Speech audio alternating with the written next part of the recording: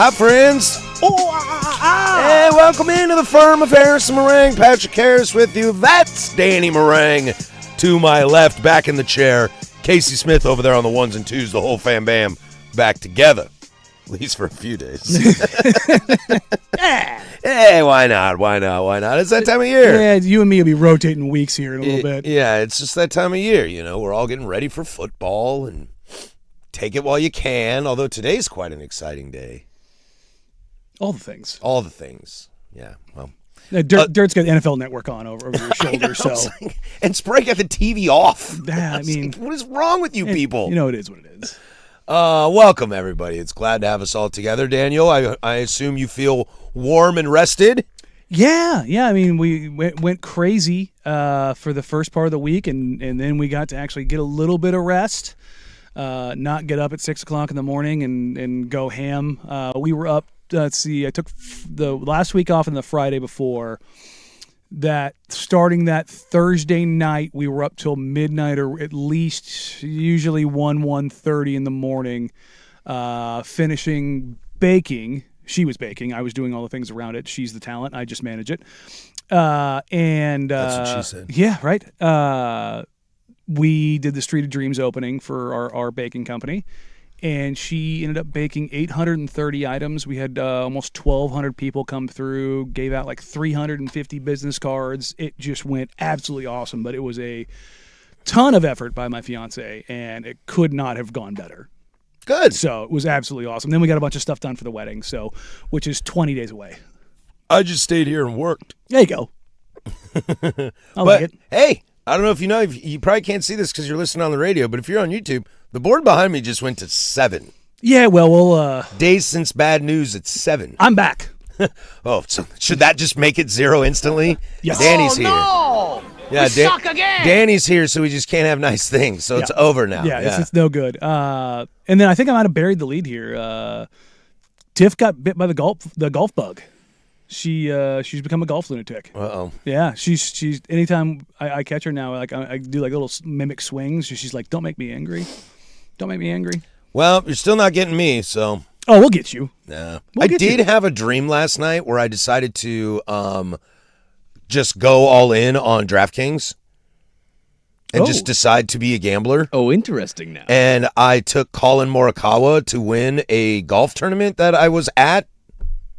You know, like for some reason, like, but not as a fan, but like, I don't think I was playing, but I was like wandering around and I was like, you know what? I am going to get into this gambling thing. And I think Colin Morikawa is going to win this tournament because he was like a stroke off the lead with like 3 holes to go. And I was like, I think he's going to do this. I'm going to make a bunch of money off this. There you go. And then I looked at the final standing and I don't think Colin Morikawa was playing that day.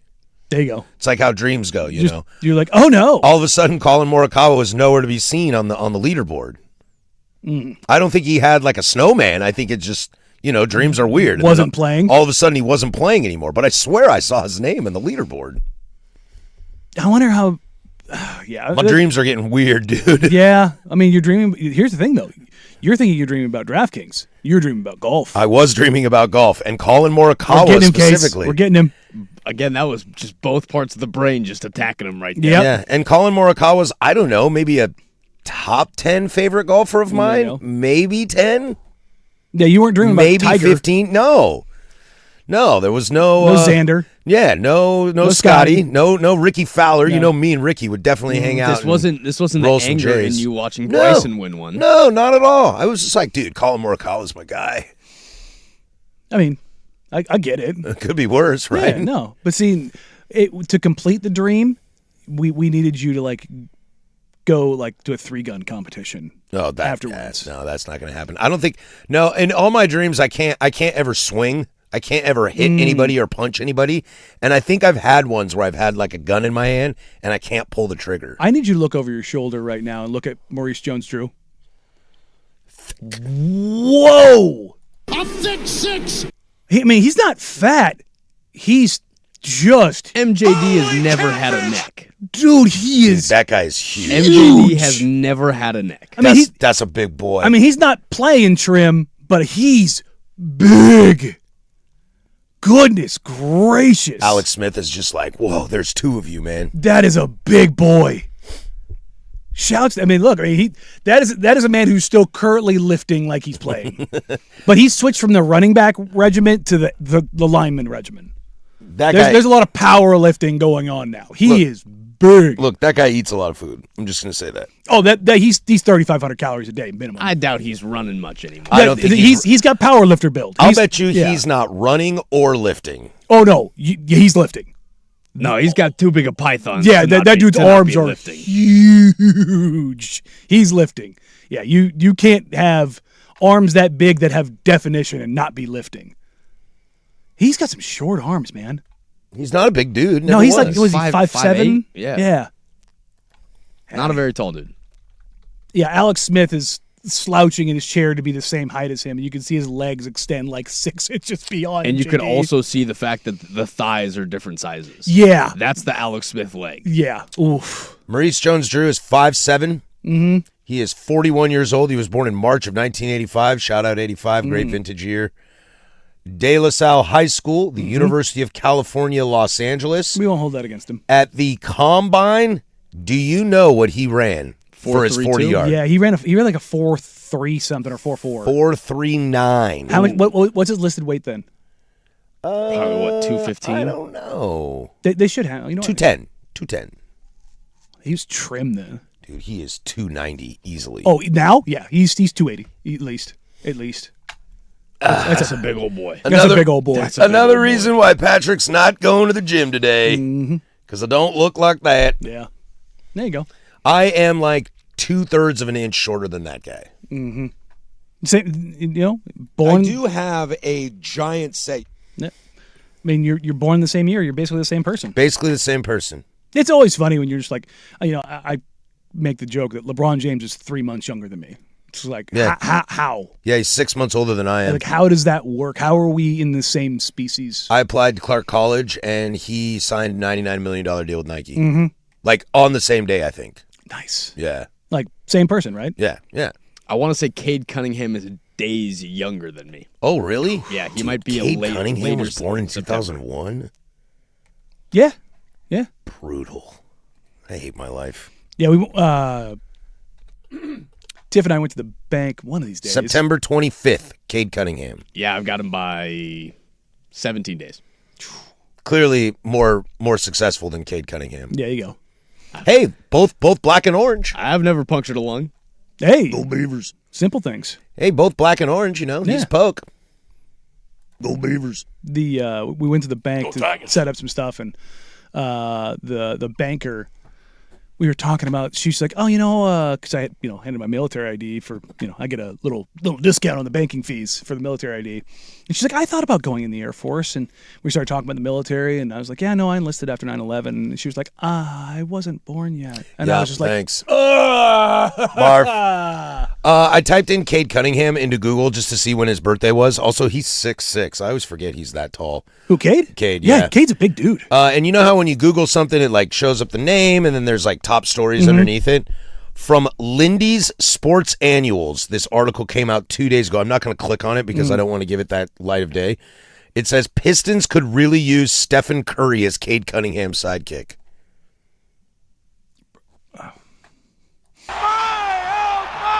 Like, sure. Ain't nobody coming to see you, Otis. Yeah, you mean the... Yeah, I do think they would like that. You mean the best off-ball mover in the history of the sport and the best pure shooter in the history of the sport that could play off of Cade Cunningham being on ball? 2 days ago. Yeah. Oh, big gulps, huh? 2 days ago.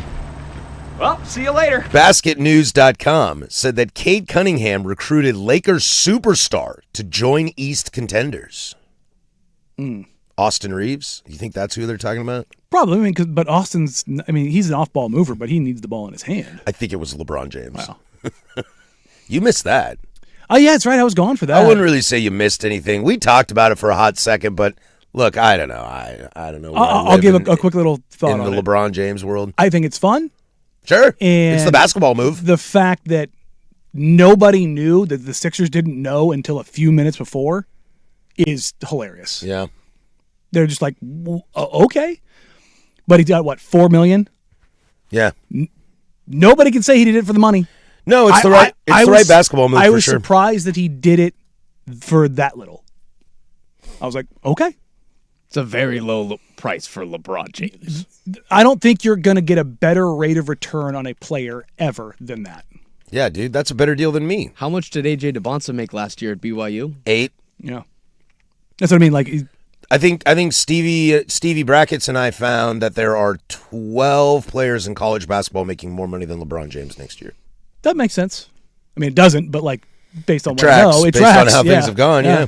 It's not all that surprising, especially with all the international players that are fighting to get over here now after the rulings. So, Trying to think if there's anything else you missed while you were out.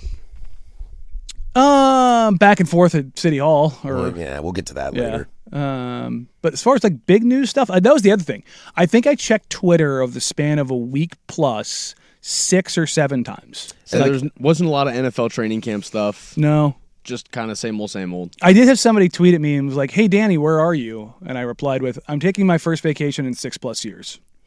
Like, people like thought I died or disappeared. I'm just like, no, guys, this is legitimately the first planned vacation that did not involve a surgery in 6 years. I think somebody sent something to me about you that was you were like hyping the Street of Dreams and the Marang Bakes situation, and somebody commented with just WUT. What? Why is this Blazer guy talking to me about cupcakes? Marketing, baby. I got a little giggle out of that. Yeah, no, I had a few It's people. like, clearly you don't listen to this show because Yeah. you won't shut up about it. Well, no, I had a few people text me or DM me or whatever, like, "Hey, man, what is this?" And I was like, "Have you not listened to me?" Let's not act like we don't talk about food on this show Yeah. religiously. Dundon has broken Danny, and he has now left all Blazer material behind. Yeah, just like I saw the Sohan signing, which I was just like, I got a little heads up on that, and I was like, and then I found out it wasn't a guaranteed deal, and I was like, okay, well, there we go. Yeah. So That doesn't count as bad news. The board's in good shape. no, it's totally fine, but it's like, okay, cool. So Joe still is able to do some things. Well, not spend money. He had to do the thing that he wanted to do, but had to do it on the cheapest way possible. That's all right. I do a lot of stuff on the cheapest way possible. I haven't bought groceries since my wife has been incapacitated. I haven't bought groceries in days. You just DoorDashing? What are we doing? No, I just don't eat. That's cheap. Yeah, it's super cheap. Well, the drinking bills are high though. Oh, You missed it. One day I didn't drink while you were out. really? Yeah, Wow. it was pretty cool. Was it? No, it was boring. Oh, I was saying maybe you should try more often. But Friday I went to the Pickles game. Saturday I went to the Timbers game. Hey, how about that? What? They drew in that one, right? No, 2-1. Oh, it was baby. 2-1. It was Saturday. Completed Okay, yeah. the sweep. Yeah. And then Sunday, well, it's Sunday, dude. I took the wife out to margaritas and tacos. Well, okay. I'm sober now, though. For once. For once. It's 10:13 in the morning. Like that stopped you. I am about to go rafting soon, so we'll see how that goes. There you go. Oakley Dokley, we got a great show for you all today. A lot of baseball to get to today as the trade deadline looms. 3 p.m. Pacific time, 6 p.m. East Coast time. So we got a lot to get through on that. The Blazers did make a signing over the weekend in Jeremy Sohan. We'll get to that. We'll chat with Danny's thoughts on Tom Dundon and the city council for the time he met. A little bit of soccer here and there. The future of a massively bloated contract in broadcasting. But we'll start with the LA Dodgers and Tarek Skubal. Congratulations. You've killed baseball. 105.1 The Fan.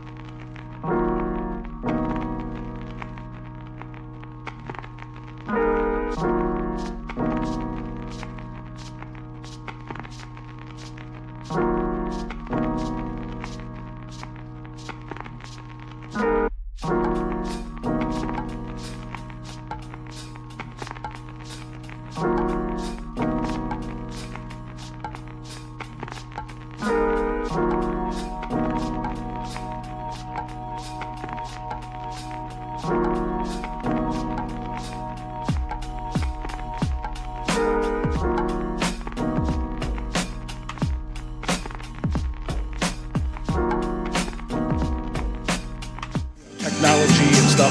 Doesn't even go here. The Firm of Harris and Marang on the Fan Sports Network, 105.1 FM and 1080 AM. 1019 here, Portland Sports Leader. Don't you forget it, baby. We're live from the shadows of the historic Fremont Bridge, just down the street from burning buildings. 503-864-6326 is the fan text line. She'll let you interact with us throughout the entire day. You can also join us over on the YouTubes. 105.1 The Fan is your channel. Smash that like and subscribe button. Jump in the chat. Be nice to each other over there. It's a Monday. Let's keep things nice and easy. That fire down the street is still smoldering. I saw the smoke when I crossed the Fremont today. Did you know that right now the state is burning at a record level? There was more than 1 million acres that were on fire. There is a giant forest fire north of Spokane in Washington that they're calling the worst forest fire in the history of the state of Washington. Nobody really notices because it's central and east. Right. That's the thing, and the wind blows from west to east. I know. I'm headed down to Central Oregon here in a few days, and it ain't great down there. Check your travel routes. Yeah, I'm not yeah. kidding. We've got friends and friends of friends own a 36,000 acre ranch, and it's gone. Wow. It's nuts. It's like, got some other friends who have property in Black Butte, and fire got within like 5 miles of the property. And like, yeah, we got to go out there and go dig. That building down the street, though, man, there are some crazy videos going around. Just the whole thing just engulfed inside. Yeah, KGW just reported that they're using drones right now to figure out what caused it. Oh, yeah, because you can't get in there. Well, I would imagine copious amount of tweakers. I have a feeling that was a part of it. That's minus 10,000. We used to do the postgame show at NBC. We used to do it at the Rialto, and above it there's some housing for reintegration for rehab, and they are not supposed to have anything in there to be cooked other than a microwave. And apparently they got a stovetop to work to cook up some drugs. Hell yeah, brother! And guess what happened? The whole thing burned down. Yeah, the whole apartment caught fire. We got evacuated out of the building because it was on fire above us. And we're like, what the hell is going on? Like, fire trucks pull up next to us, and we're like, what, above us? And then all of a sudden, we're like, oh. Someone's got the hot plate. Time to get the hell out of Dodge, baby. Yeah. So like, are they microwaving drugs? The Los Angeles Dodgers are acquiring... Are they microwaving drugs? They might be. The Los Angeles Dodgers are definitely microwaving drugs. At least they need to give us drugs to deal with the fact that they are acquiring Tarek Skubal for outfielder Zahir Hope, right-handed pitcher River Ryan, who's actually going to be very, very good, and right-hander Brady Smith. Tarek Skubal now a Dodger. Let's talk about this from a player standpoint real quick. The Tigers, they receive in a haul Zahir Hope, who I know is a decent outfield prospect for them, but I don't think he's their number one outfield prospect, if my memory serves me correct. River Ryan is going to be a stud. He's a little bit older. He had Tommy John a couple years, but he's under like 4 more years of control, something like that. The Tigers love. The Tigers love that. And look, let's be honest, that whole division, it's like Jeep. Dude, hey, my team got Joe Adell today, all right? Let's chill out. What's his salary at? Oh, I have no idea. I bet you Joe Adell doesn't make squadouche. He's probably got some years on it, too. Now I want to know, how much money does Joe Adell... Oh, no E. Joe Adell make? He's just J.O. Joe. 5.2. 5.2? Dude, that is a steep contract. He's on a for the one-year deal, 1-year contract avoiding arbitration with the Los Angeles Angels. Oh, great. Arbitration eligible. Okay. Well, we never have lost arbitration, so I'm okay with that. But again, why would they want that? 5.2 mil is a steep payday for a Guardians player. That's a lot of money, dude. Joe Adell makes more money than LeBron James. He made 2.1 in 2025, made 720 in 2022. Gross. The Dodgers acquired Tarek Skubal, and we talked about this at the beginning of the season. Yes. Like, who's going to do it? Well, the good news is that Detroit decided not to go the Shohei Ohtani route. Thank you. Yeah, and actually got something out of him, and I think they got a decent haul. And if you're the Detroit Tigers, I think you're looking at it like you signed Framber Valdez, so that's kind of your Skubal replacement, who's very, very good. He's not Skubal, but he's very, very good. So you're kind of saying, okay, so we lose the one guy, but we got another dude. If River Ryan pitches next year, you're in good shape. The rest of your core is still good. Skubal was going to walk. Might as well get something out of it. He wasn't going to walk just to walk. He was going to walk because you weren't going to pay him. Exactly. You know, they basically told him that with an arbitrator. We don't want to pay you money. So now he's a Los Angeles Dodger. He's going to throw tomorrow night. Where is he at in that rotation? One. Is he one? No. Yeah, I think. Yeah, he's the one. I mean, has to be I mean, for me, he is, but it's like that's the scary thing. Is like you can go with a couple guys. That's terrifying. Yamamoto's He's really better. good. He's better than Yoshi. Yoshi's a World Series MVP. If Scooble played for Fair. Yep. Fair point. Again, I'm not asking that question as if I have questions about whether or not Sure, he sure. is.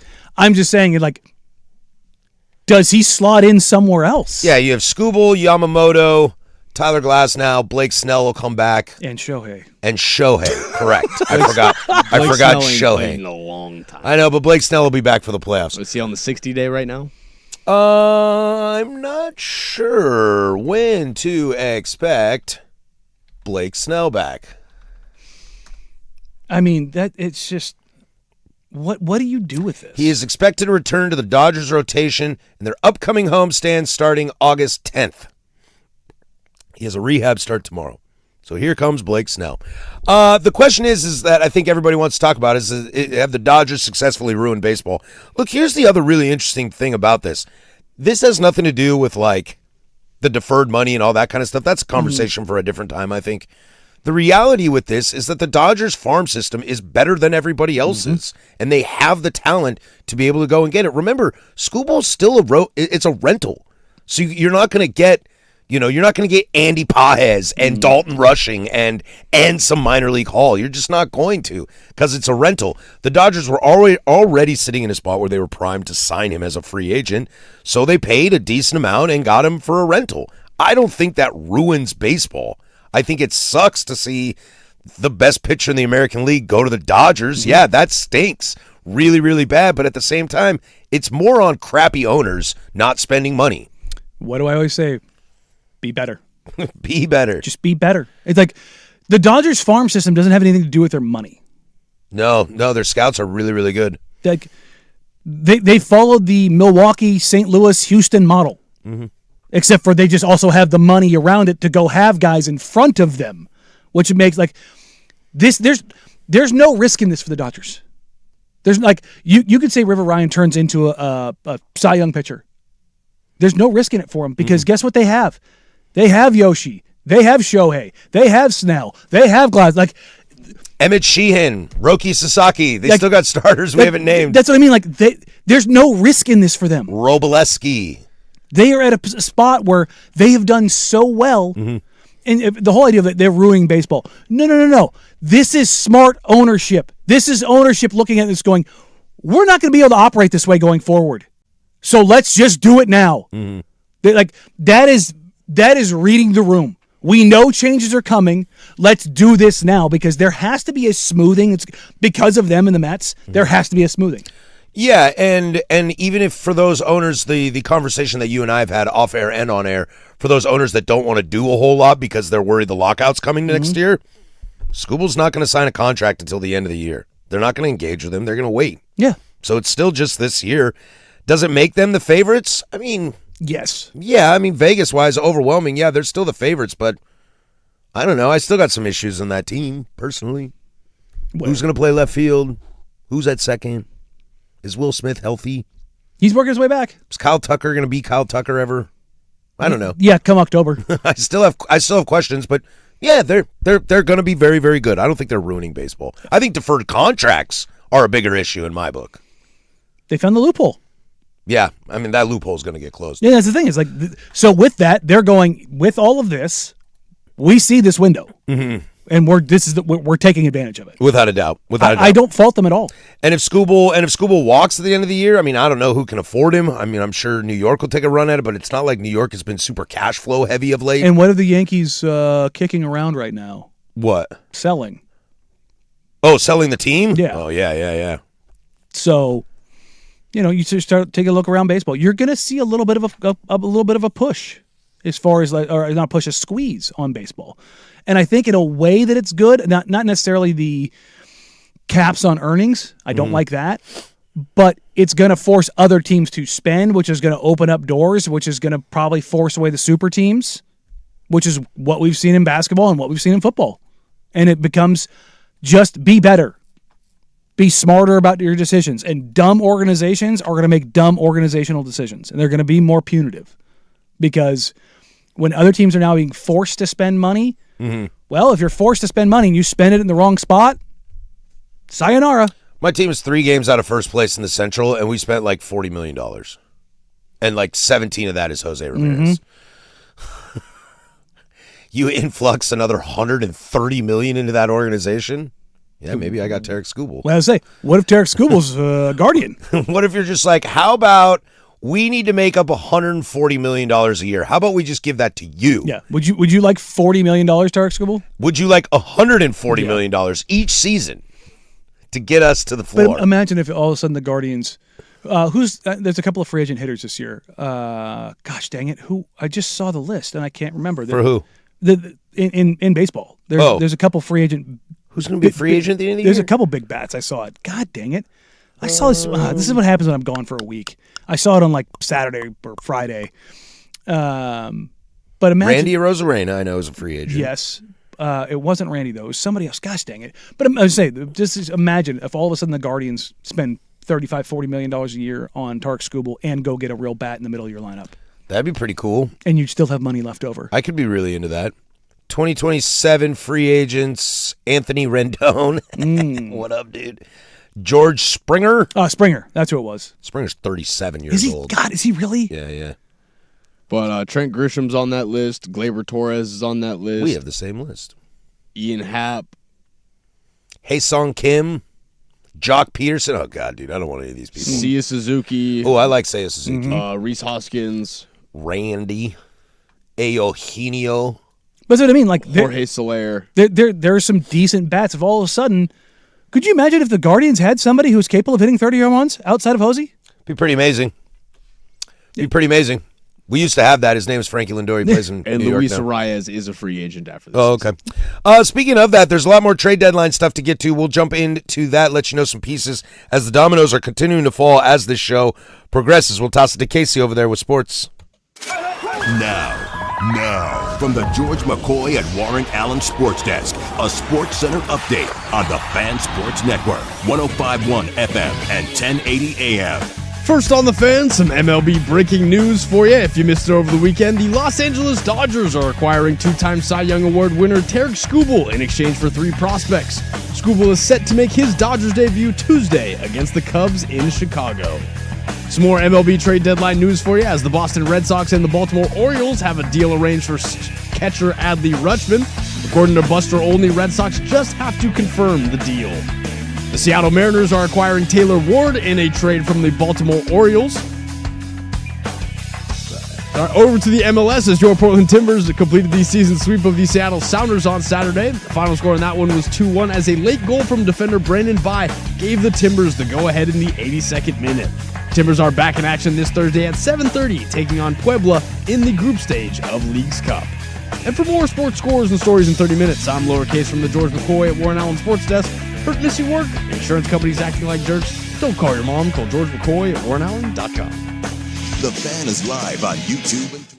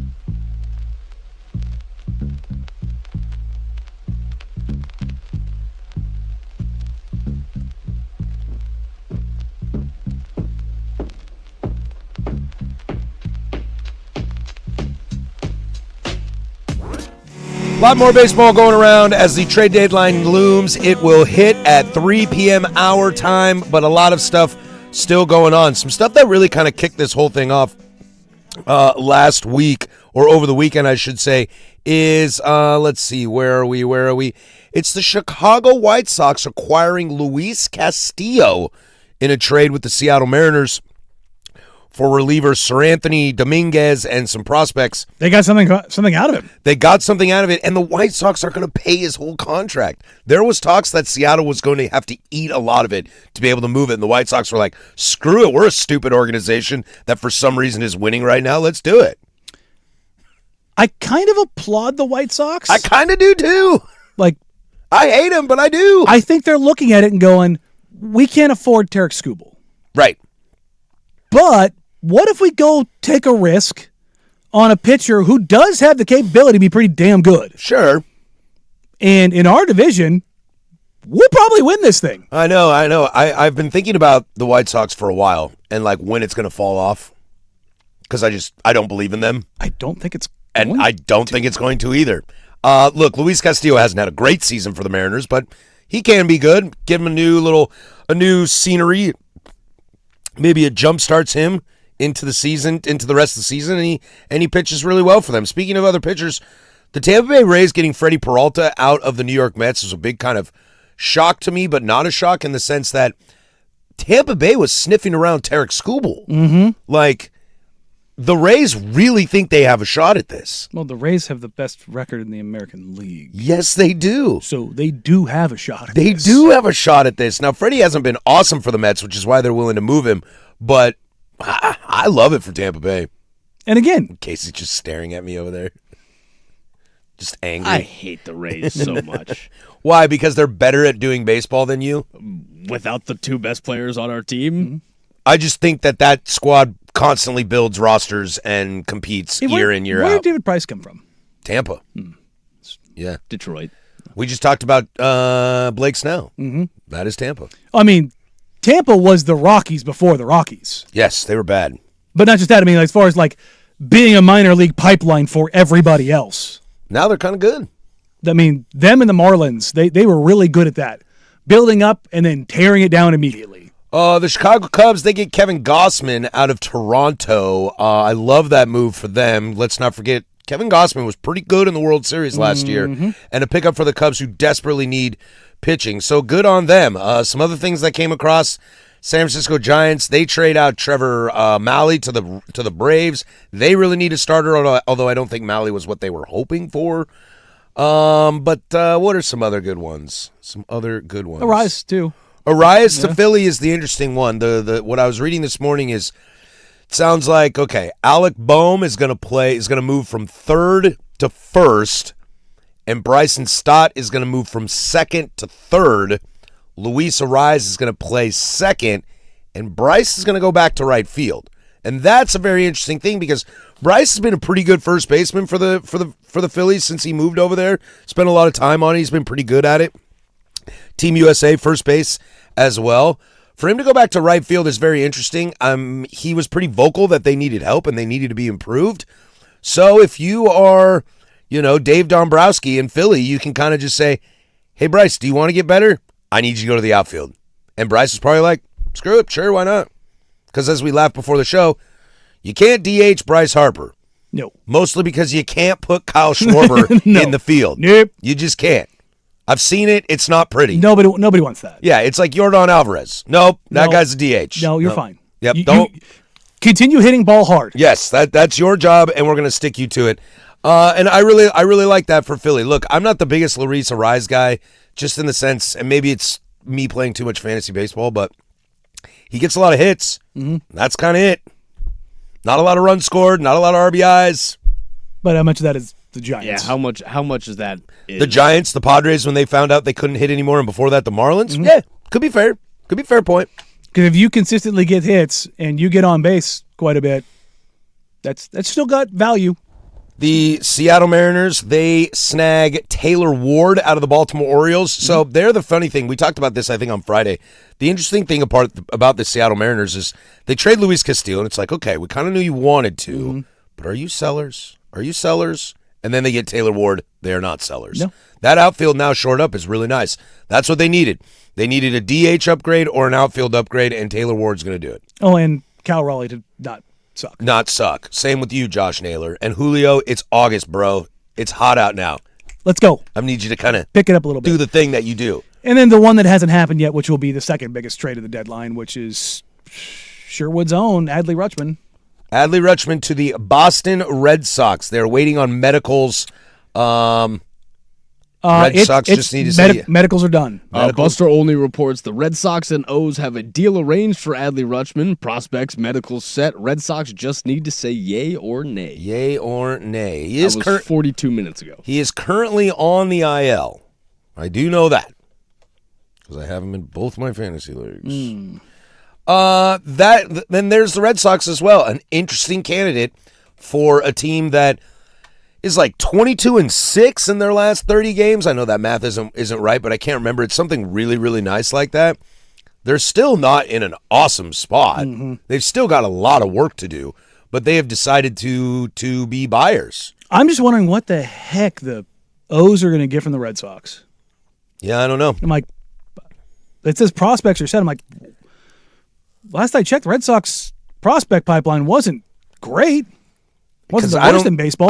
They're not going to get like Christian Campbell, although they should try to move Christian Campbell.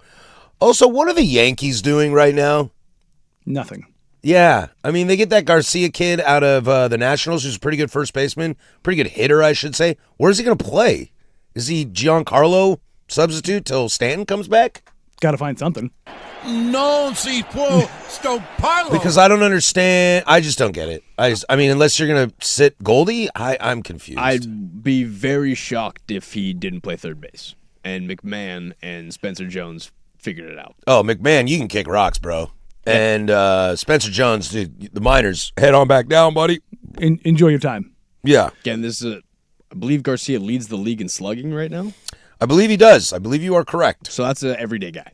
Yeah. You got to find a spot for him. Yeah, you don't care where the spot is. He's your everyday guy. Old man Ryan McMahon's ain't gonna hold up. You know, that. we did talk about the Angels and the Tigers not Shoheiing this thing. I think kind of the story that's getting lost in this is the Angels learning their lesson. Yeah, and just trading dudes. They are trading everybody. Yeah, Joe Adell's gone. Logan O'Hoppy's gone. Soriano. Taylor Ward's gone. Or, sorry, they traded Taylor Ward last year. Soriano's in Toronto now. Yeah, dude. Tear it down. Maybe you should have done this when you had maybe the best player in the history of the game. How easy that would have been if you just... How easy things and awesome things would look right now if you would have just got something for Shohei Ohtani. You could have River Ryan right now. Could you just send Mike somewhere? He doesn't want to go anywhere. I know, and I love. He has a no trade. He has a no trade clause. I love that he's going to be a lifer, but it's like, Mike, please. He doesn't want to go anywhere. I mean, I wouldn't either. You don't have to do anything. I don't know, man. We were just talking about that area around the stadium. I know he doesn't live there, but boy, that's not a cool place. Yeah, Sprague's going down there for going to pick up a game, and I was like, vibes in the stadium are great, but that place is a dump. I didn't even notice it until this morning. Mizorowski was like, yeah, no, the mound here sucks. I'm like, Angel Stadium's old. California Stadium? Is it the original California Stadium? Oh, no, because it got some big upgrades. It has the rock feature out in center field. Yeah, but kudos to them. Angel Stadium is 60 years old. Yeah, Angel Stadium. Yeah, so it is California Stadium. Yeah, 60 years old. Yeah, it's old, dude. We'll keep an eye on trade deadline stuff as that's going to keep going even to past our show. I'm sure the fan happy hour with Luke Anderson from 2 to 3 today. You know he'll be big on this Taylor Ward stuff and Luis Castillo, so tune in for a little more baseball from that aspect. We'll circle back into baseball in the big nooner, but let's get a little local real quick before we get to Blazers. Gut the Fish was a success. 105.1 The Fan. The biggest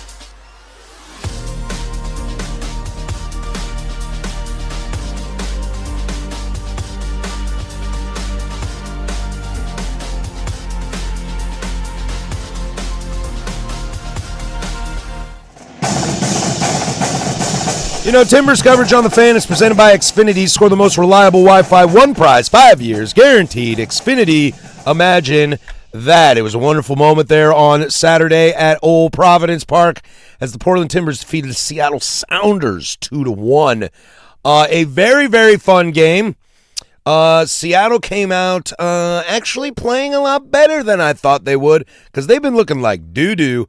But the Portland Timbers give up that early goal in a shocking development. It looked like a training ground situation. Seattle went up in the 27. Kevin Kelsey with a sweet kind of, I believe it was off his knee, into the goal in the 41st, and then Brandon By saved the day in the 82nd. Yeah, maybe. On the far side of the field, now to DaCosta. DaCosta turns, faces goal, trying to work away from Brunel.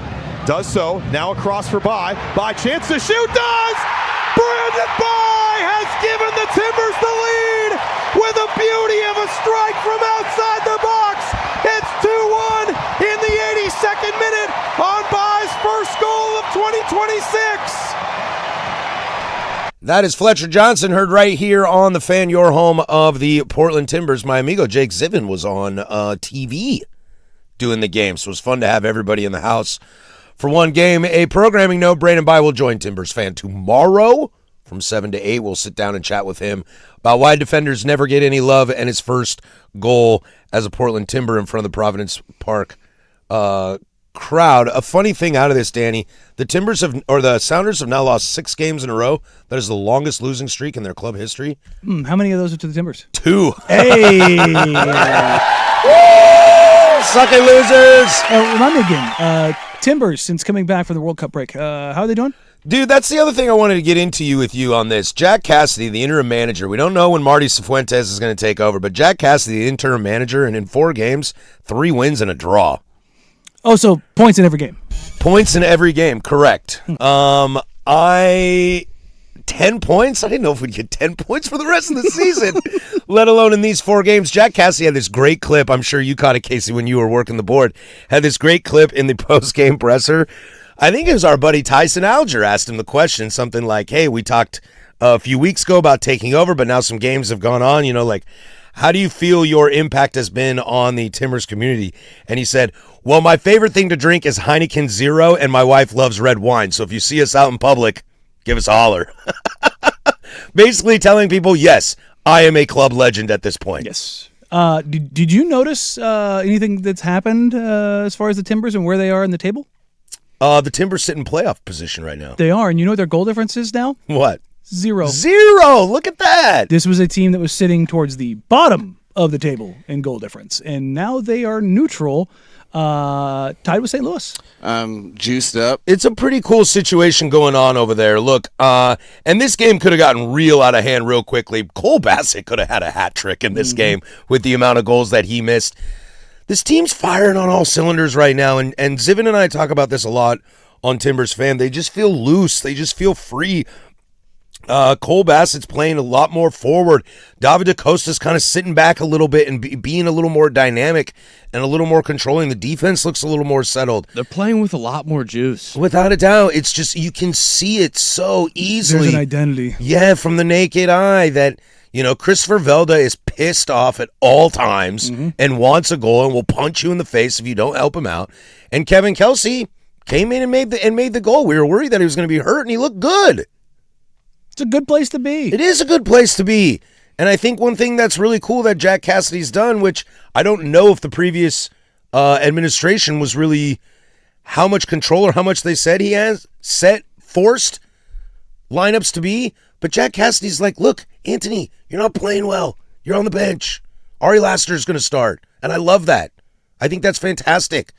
Caicedo, you're not playing that well. 40-year-old Diego Chara's going to go play. And Diego's been awesome. I got to give Pantemis some love, too. And James Pantemis is, because I think that was I don't know about I have to check Real Salt Lake, but I'm pretty sure. Yeah, no, we outshot Real Salt Lake, but that was, again, Seattle outshot us 9-8, and Pantemis made it absolutely just non-existent for Seattle's attack. I agree. He's been awesome, and Finn Sermon's been great since he's been back from the World Cup. This team is firing. Leagues Cup starts later on this week. So we'll see how that goes. You're going to play up against some Liga MX clubs and see how that goes. I don't think the Timbers, this is just my personal opinion. I don't know anything official, but I think they're going to try to get away from this as much as possible because there's a little more fish to fry, pun intended. So when they come back post-Leagues Cup, I think they'll be ready to go. Hopefully Cifuentes is in the seat by then. But the other last part of this storyline, as this texter points out, longtime texter, first-time listener, thanks, buddy, is this just me being bitter, but did the Sounders head coach come off as the biggest chump with the post-game press conference? Look. Yeah, he did. Look, Brian Schmetzer is a very, very good MLS manager. He's been in Seattle forever. I believe he is the longest tenured manager in MLS. Okay, he's got 2 MLS Cups. He's pretty successful. Yeah, he's won 2 MLS Cups and has a CONCACAF Champions League. Okay, like he's good. He's really, really good. But all he did was complain and moan about the TIFO. Mm-hmm. Like, bro, the TIFO? That's what got you? How about your team got out there and got smacked around after Kevin Kelsey scored a goal? Because the second half of that game, for my money, is 85% Timbers. Mm-hmm. All Timbers. It's weird, dude. That rivalry creates weird drama and weird, like, people all up in their feelings a lot. The interesting thing is what the Timbers have done since the change, as far as formationally, tactically, going 4-1-4-1, being, everybody we've brought on and talked about since the change. We had Zivan on, but after the dismissal first, and then we had why am I blanking on his name at goal? Aaron Heinzen? Heinzen. Good God, my brain is not working. I got to get back in the swing of things. I asked him, like, what do you want to see? And everybody said the same thing. We need to be better down the middle. They need to be better down the middle. And what have they been? They've been more stout down the middle and they've been more progressive on the outside. And guys are actually getting it done. DaCosta and Cole Bassett look like completely different players. It's just, where you're moving. Like, if you're not a big soccer, footy guy, whatever you want to call it, like, getting guys in positions where they feel comfortable. I don't think previously they were doing that the best that they could. Like, you take a look at, Team USA. Like, Pulisic working down the left wing is where he's most comfortable over and over again. And how many times early on in his career for Team USA was he playing in the middle or down the right side to make room for somebody else? It's like, oh, weird. When you put him in his spot where he's more comfortable, guess how much more successful he is? It's like, when you're putting guys in position to be successful, like, look, Diego Chara's 40 years old, but you know what you get from Diego Chara? Consistency. I interviewed Cole Bassett last week, and he was like, dude, I don't have to turn around. He's like, I know he's right behind me. I'm good. That's got to be the most amazing feeling in the entire world. Oh, crap, there was a turnover. I don't have to worry about him stepping up. Yeah. He's there. Right. Like, it's just like having a corner when you throw a deep ball, where you're just like, and our guy's winning that. Yeah. Or the corner knows that a safety's there over the top if he needs him. Like, I don't have to look. There he is. Portland will take on the starting Leagues Cup right now, which is a midseason tournament. For those that aren't familiar, it's a midseason tournament that is hosted with Liga MX, the Mexican league. Timbers will take on Puebla August 6th. That's Thursday. You can catch all these games right here on the Fan. They'll take on Club America. It's top 4 that advance out of that, right? I think so, yeah. It gets real tight real fast. I wouldn't expect the Timbers to advance. Just personally, I think they're really focused on MLS.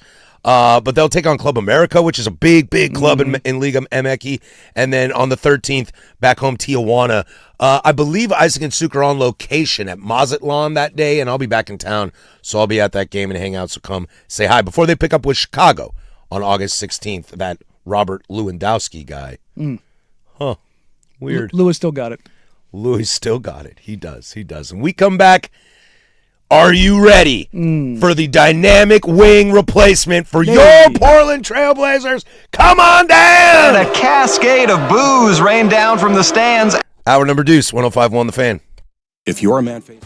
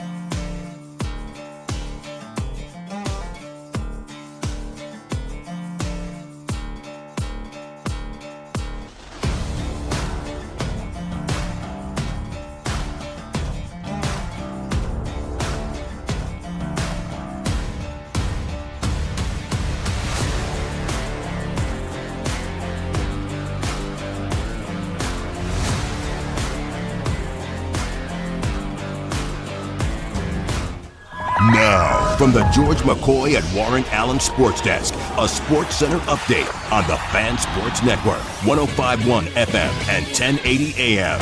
This sports update is brought to you by Reynolds Defense Firm. If you've been arrested for a DUI, you need a team of attorneys that you can put your trust into. Call Reynolds Defense Firm today, online at reynoldsdefensefirm.com.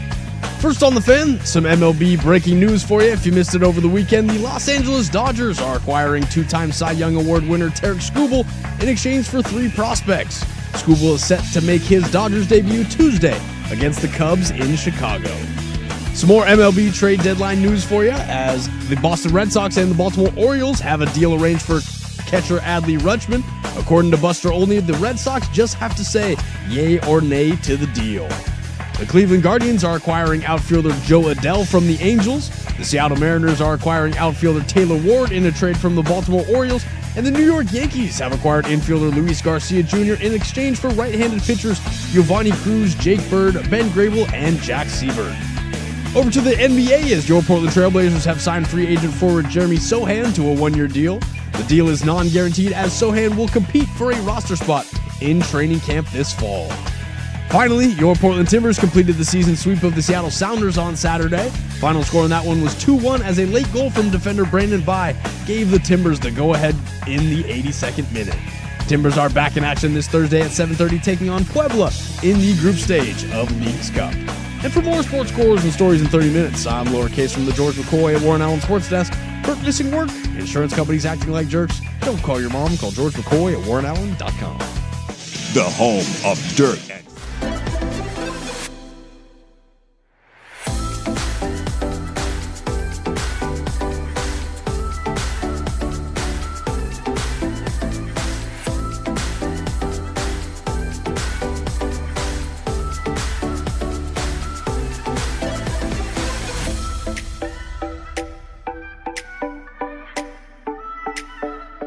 105.1 FM and 1080 AM. The Fan. Hour number deuce here. If you're missing this in the first hour, you can download that, the Fan Podcast, 1051thefan.com. The Odyssey app, wherever you get your podcast. Give Casey about 15, 20 minutes to get this first hour up, but you can go check Dirt and Sprague. They're already done. If you miss prime time from Friday, you can check that out as well. Or you can jump on the YouTubes. If you missed our first hour, rewind, fast forward, except for Into the Future. For that would be impossible. Let's spend some time locally. We'll stay local and hang out in the Portland Trailblazers. I'd love to get your thoughts, Danny, on Tom Dundon and the City Council, Dwayne Hankins, in about a half hour from now. But let's start with the news that hit over the weekend. The Blazers signed Jeremy Sohan. Indeed. Non-guaranteed deal. He's going to be fighting for that last roster spot. Going to the finals, aren't we? Yeah. He did win the title with the Knicks. Sohan was a guy, and when he came out in the draft, I really liked the idea of him. Went to Baylor, correct? 6'8", strong, really athletic, downhill.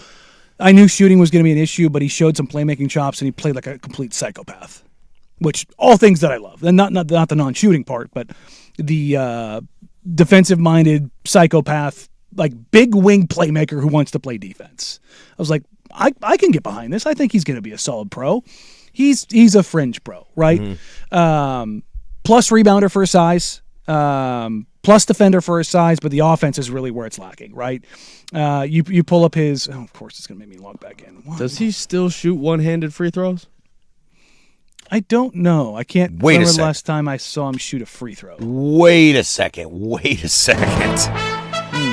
Are you telling me that there's somebody in the NBA that the Blazers traded for that shoots one-handed free throws? He's experimented. His success rate jumped from 42%, from around 42 to 45%, up to around 71 to 77% after making the midseason adjustment. I can't with this. Mm-hmm. I can't with this. I don't care if you want to granny it. Like if you're going to change, because he can't shoot. Like, so effective field goal percentage. His first 4+ years in the league, 12th percentile, 27th percentile. Then he had a year at 68th percentile. That's because he's learned how to finish at the rim somehow. And then 34th percentile. So despite being 6'8", strong as a mule, he's in the 24th, 50th, 61st, and 28th percentile as a rim finisher. How does he help in the three-point game? Oh, he does not. Oh. He is in the 6th, 19th, 20th, and 14th percentile. I can't lie, dude. I don't really understand the signing. I mean, I guess it's free money. Like, see what he looks like at camp. Is this a iron sharpens iron during camp type of thing? Well, he has an opportunity to make the. He's a legit pro. He's a pro with a role, right? And that's the thing is like, what were the things this team really needed? It needed more size. It needed more versatility. It needed more shooting. It needed more playmaking. Well, you add a little sprinkling of playmaking. I think he's I don't want to say above average, but for his role, he's an above average playmaker. But you do need strong defending at the 3 spot. And that's the thing is he can play the 3 and the 4, because he's strong, right? So now the Blazers have 2 power forwards on the squad. They do. One with another guy who can play it. Historically, for his position, he is one of the better offensive rebounders in the league. By percentage-wise. Now, he doesn't have a ton of minutes, but like he's a plus offensive, a very good offensive rebounder and a plus defensive rebounder. But are you that good if you're not getting playing time? Because what do we always say? You're going to know how good you are when it comes to how long a coach plays you. You're basically looking at a Chris Murray replacement. But here's the thing. But Chris Murray wasn't that great. Chris was a solid pro. Chris is fine. Again, he's a solid. This is a Chris Murray replacement. This is what this is. He's a Swiss Army knife. Like people say that Chris couldn't shoot. I mean, Jeremy wishes he could shoot like Chris. Chris could also put the ball on the floor and just. Chris's nickname was Mr. Perfect for a reason. Not because he was a perfect player, but because he knew his role and his ask, and if you asked him to do something, he would just do it. And having those guys on your roster is a good thing to have. How many times did Chris play and people are like, why is he playing? And then you're like, oh, that's right. He doesn't make mistakes. Like, was he a great shooter? No, but does he turn the ball over like crazy? Does he blow defensive assignments? Is he where he's supposed to? Like, those things matter. When you get further down the roster, having somebody when somebody's injured or somebody doesn't have it going or a matchup doesn't make sense, Chris could legitimately guard 1 through 4. Like, that's a thing. Like, having that. How many times did we see Chris Murray close a game defensively, cold off the bench? A couple times. Pretty regularly. Why? Because you can trust him. And you need to be able to replace that. Like Matisse Thybulle, also gone. He was another guy. You could go end of game situation defensively. Tease hasn't played for the last 25 minutes. Tease, we need you. Chris, we need you. Like, that's a valuable commodity. It is something that you need to have on your team. They don't have that right now. I just worry about a guy who went from 26 minutes, 29 minutes, 25 minutes to 10 minutes to 6 minutes. Well, remind me again, those Spurs teams he was on, were they any good? No. There you go. But that even shows it. Those teams weren't good, and that's why he got to play. Once those teams got good, they shipped his booty out of town. Yes. But again, you're talking about the guy who's going to be your 12th to 14th man. Yeah. He's not going to play probably on most nights. Well, with this team, he might because they just don't have size. But again, are you going to put him on the floor with John Morant? You going to put him on the floor with Scoot Henderson and Shaden Sharp? Probably. And Donovan Clingan? Probably, because you need to. Because you're just lacking depth in those key positions. And that's the problem is all of a sudden you're driving into a crowd. You're driving into a crowd. Now you've got big bodies in there. So I look at that and I just kind of go, not a fan. I think what's frustrating to me and what's going to be frustrating to a lot of Blazer fans is this guy does nothing of the things that they really, really need. And I mean specifically 3-point shooting.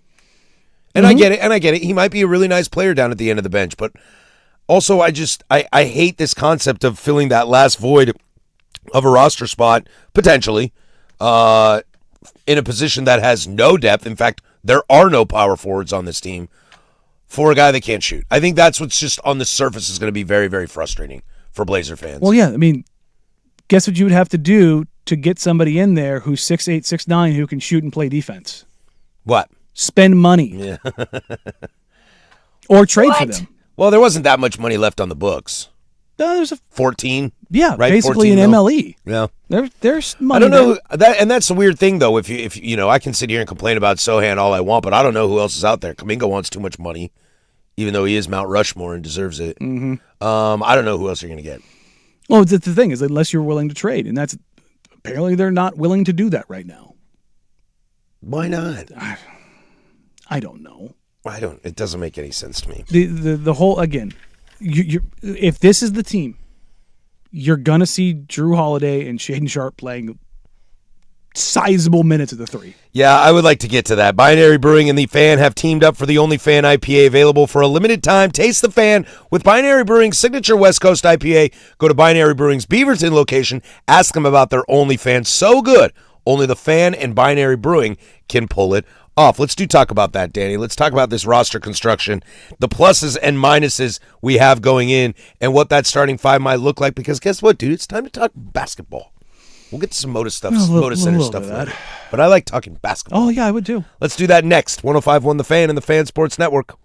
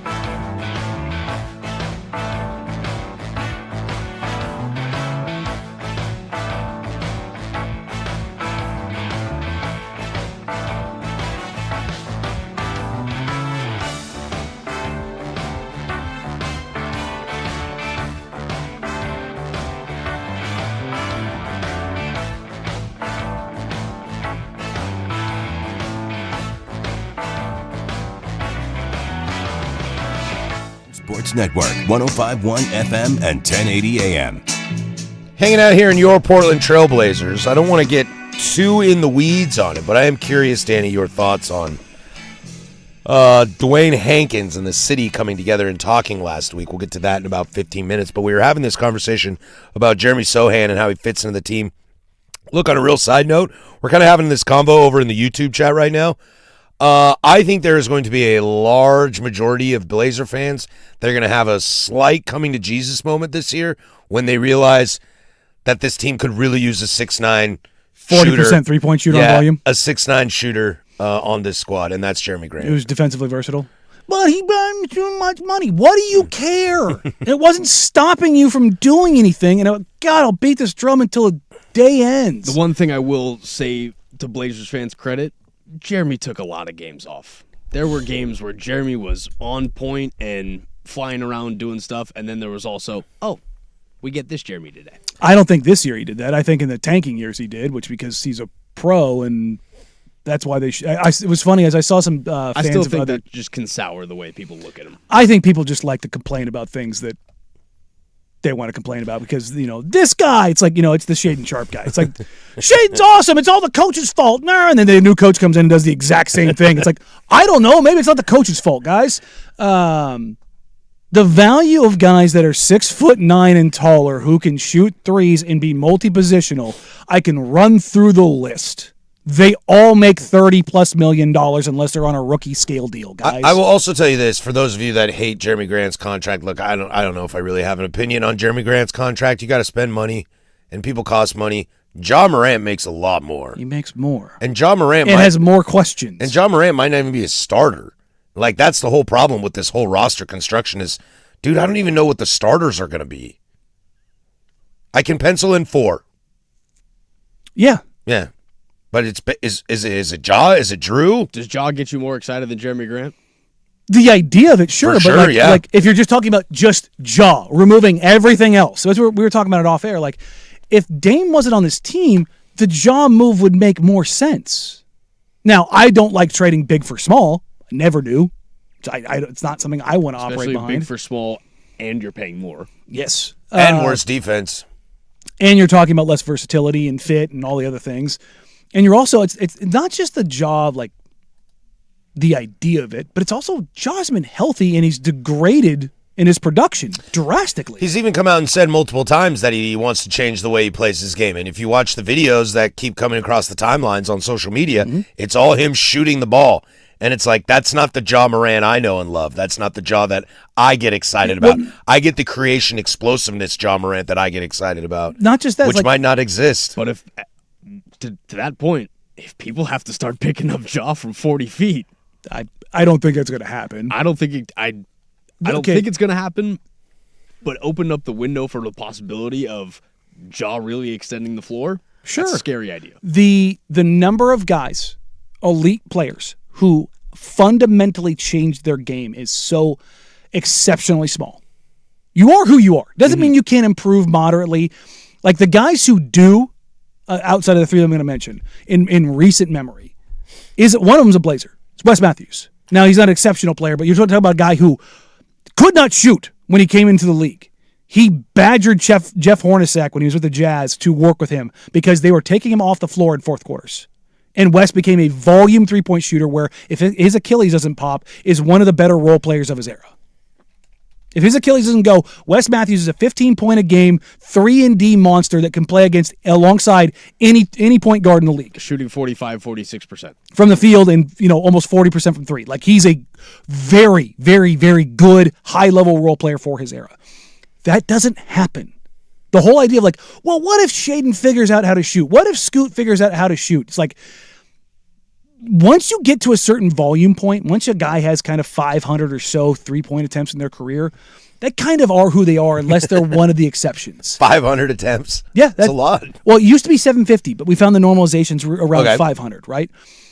The guys who like are top-end players who have fundamentally changed their games are Hall of Famers. Who are the other ones? It's Jason Kidd. Jason Kidd went from a non-shooter to a shooter. Wes Matthews, Jason Kidd, and... Well, no, Wes isn't a part of this group. Okay. The other two guys did it because they got older and had injuries. Jason Kidd, here's the thing that's going to stand about these three that's going to be different. See if you can pick it up. Jason Kidd, Vince Carter, Rudy Gay. Three guys who fundamentally changed their games. Without a doubt. Vince the most. What did those three have in common? I don't know. They're big. Oh, They're all big. Yeah. Like, that's the thing is, like, you had a thing that allowed you. Jason Kidd is 6'5", built like a truck. Defensively was always good. One of the best playmakers and floor generals to ever play the game. Couldn't shoot a lick. Then he became a volume three-point shooter. Vince Carter, one of the most explosive athletes in the history of the game, started bombing threes from the corner. Rudy Gay has multiple injuries, had to fundamentally change his game, and went from a potential star to a really good role player. Text line mentioning Brooke Lopez. Brooke, there you go. Brooke is another guy who fundamentally changed his game. One of the best footwork bigs of his era. Still the Brooklyn Nets all-time leading scorer. Became a three-point bomber. But he was still a great shooter on that Brooklyn team. Yes, but he was also 90% of his offense came in the paint. You want to talk about post footwork? Brooke Lopez would give you that work. Milwaukee Brooke Lopez is a pretty decent I will say that volume. That Brooklyn team spread you out very drastically. But again, because you had ISO Joe. But these are exceptions. These are not rules. Guys are who they are. Now, you can move the sliders around. You can, like, Donovan Clayton can get better as a three-point shooter. Do I ever think he's going to shoot 40%? No. Can he get to a 36, 37% three-point shooter? I think there's a chance. I think the bell curve is smaller. I think the more likely outcome is he's probably closer to 35. But if you told me that he shot 37 or 38 in a year, it wouldn't surprise me. It would be like, oh, that's nice. But guys kind of are who they are. Now, take the higher echelon guys. Cooper Flagg, I think he's going to end up being a much better shooter. I think he's going to be just fine. Victor Wembanyama, I think he's going to get better all around. Like, if you're talking I also about think he's going to be generational just fine. guys, but they have shown you markers of being able to do that. The other guys, and it's not just the Blazers, when you're talking about other guys, they just really haven't shown the markers to do that. Now, if a guy like Scoot, a guy who's been injured, has had some success. I've said from the jump, I am more comfortable saying that Scoot Henderson will be a better shooter than Shaedon Sharpe. I don't think that's too hot of a take. But with Shaedon, can he figure something else out? Like, those are the things you look at of, like, how does this change? What does this look like? And how can that all fit into this? Because we know what Damian Lillard is. Now, no, we know what he is. We know what he can be. I still need to see it. That's fine. But are you worried about Dame shooting? No. Are you worried about him running the offense? No. Okay, so you know what that is. Ja, you don't know what he is anymore because his superpower is getting into the paint. And it's gone. I think he still has it, but I think there's a part of him, and I don't want to say he's afraid, but there is some fear because he weighs $170.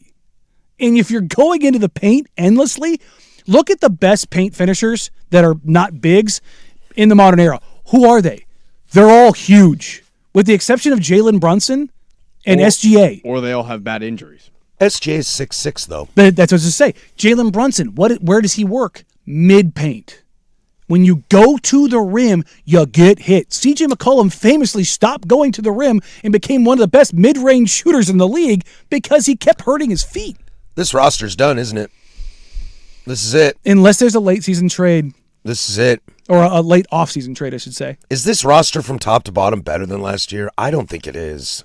Talent-wise, you can make the argument. Fit-wise, I do not agree. Yeah, fit, it doesn't look good. 5 centers, 5 guards, and I know, but Micah Potter can play the 4. Okay, whatever. Well, that's the thing is, but Micah Potter and Sohan. Play Shaedon at the 3. Okay, like, you can. Those guys are probably fighting for the same spot. Yeah.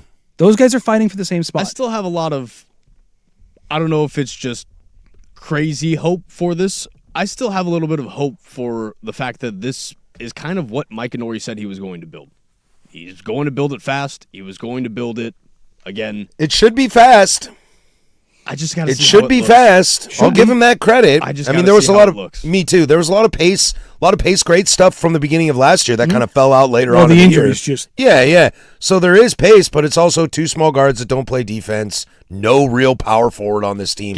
I think Denny will work in the power forward slot. I just wish he didn't have to work in the. I don't think forward. he's optimized. But when everyone's loading up on centers and everyone's getting really big, and if you can find a way to outpace teams consistently, that's really effective. And here's the thing about the Blazers under Joe Cronin. But we don't know what it will be yet. They typically don't carry 15.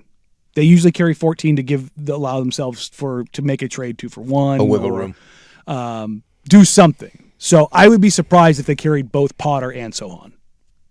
But who makes the squad?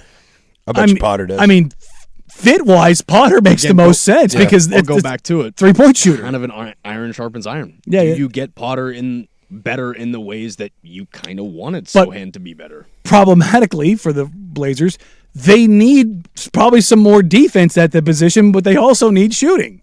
So it's just like, and again, Sohan is interesting because he can kind of play the 3, the 4, and if you wanted to get weird, you can play him as a small ball 5. Like you can use him as a rim runner. He's done that in his career. And I think there's probably some funky lineups you can do that with because he is a plus rebounder for his size. But how many minutes are you really able to give him when Denny's playing 35 and Tumani's playing 40? But that's what I'm saying. Like when you're talking about Sohan, you can go small ball 5 and play faster, but you've got Donovan. You brought back Rob. Like you've got Yongbong. You've got Carlson. Like got the younger dude. Again, if you're going small ball, I really would expect them to have Rob Will at the 5 and work from there. How many wins did the Blazers have last year? Finished 42. 42. Do you know what the over/under is by BetMGM right now? I opened at 1. I think it's moved. What is it? 40.5. 43.5. So it has gone up. Okay. 43.5. That is a one game improvement. Well, on the line, it's what substantial 7 because it was 36.5. Right, last year was the line. I think I'd take the under right now as the roster is currently constructed. You would take the under at 43.5. I think they're probably right about the same spot. 7 seed in the West. That's the interesting thing is what the West looks like. Well, it'll be probably San Antonio 1, OKC 2. I still believe in Denver. Part of me thinks that teams are going to have a lot of struggle keeping up with the Blazers' pace, other than teams like Golden State. Let's hope so. Yeah, Let's hope so. I think OKC will have fine time with the pace. I'm really interested to see what this looks like with Micah because he's being handed stuff, and I'm going. But why? But why? I'll go back to it, man. When Chauncey when he got the job in his first couple months, man, he ended up playing 4 guards. And I talked to him after the game, and I was like, and he just goes, yeah, I played 4 guards because that's what I've got to work with. I do the best I can and let the chips fall where they may. Yeah, that's sometimes how it goes. So here we are again. Dear Micah, let's get beers. I mean, are you going to run a lineup with, Ja, Dame, Denny, to Donovan to close? I have a hard time seeing that. Lineups out for tonight, and your starting 5 for the Portland Trailblazers are Damian Lillard at the 1, Ja Morant at the 2, Drew Holiday at the 3, Shaden at the 4, and Donovan Clingan at the 5. You ready for that? No, it's my personal hell. You ready for that? Scoot number 1 off the bench for Shaden. That's just 4 guards and Donovan Clingan. 4 white guys and an Egyptian. That's where we're going here. Yeah, I don't. If this is it, start Dame, Drew, to Denny, Donovan, please. For the love of God. I don't think that's going to happen, dude. And when Sohan gets cut at camp, they bring in Russell Westbrook, dude. Oh, God. To help with Scoot's development. That gives me both an ulcer and an aneurysm. Ooh, ulcer. I might take the aneurysm because the aneurysm just kind of your head and you're done. Gone. Yeah, the ulcer, you're like, oh, God, I'm going to die. You're dying, but it's just slower.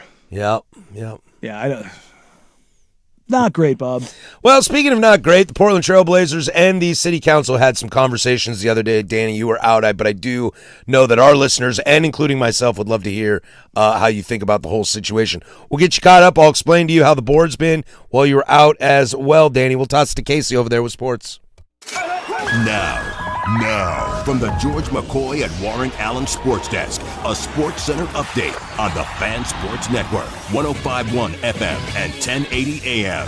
This sports update is brought to you by A&E Plumbing, Heating, and Air, serving Portland, Southwest Washington, and the Gorge. Online at andeheatingandcooling.com. It's hard to stop a train. First on the Fan, some breaking MLB news for you. If you missed it over the weekend, the Los Angeles Dodgers are acquiring two-time Cy Young Award winner Tarek Skubal in exchange for 3 prospects. Skubal is set to make his Dodgers debut Tuesday against the Cubs in Chicago. Some more MLB trade deadline news for you as the Boston Red Sox and the Baltimore Orioles have a deal arranged for catcher Adley Rutschman. According to Buster Olney, the Red Sox just have to say yay or nay to the deal. The Cleveland Guardians are acquiring outfielder Joe Adell from the Angels. Seattle Mariners are acquiring outfielder Taylor Ward in a trade from the Baltimore Orioles. And the New York Yankees have acquired infielder Luis Garcia Jr. in exchange for right-handed pitchers Giovanni Cruz, Jake Bird, Ben Grable, and Jack Seabird. Over to the NBA as your Portland Trailblazers have signed free agent forward Jeremy Sohan to a 1-year deal. The deal is a non-guaranteed as Sohan will compete for a roster spot in training camp this fall. And finally, your Portland Timbers completed the season sweep of the Seattle Sounders on Saturday. Final score in that one was 2-1 as a late goal from defender Brandon Bai gave the Timbers the go-ahead in the 82nd minute. Timbers are back in action this Thursday, taking on Puebla in the group stage of League's Cup. And for more sports scores and stories in 30 minutes, I'm Laura Case from the George McCoy at Warren Allen Sports Desk. Hurt missing work? Insurance companies acting like jerks? Don't call your mom. Call George McCoy at warrenallen.com. The home of the Fan Happy Hour.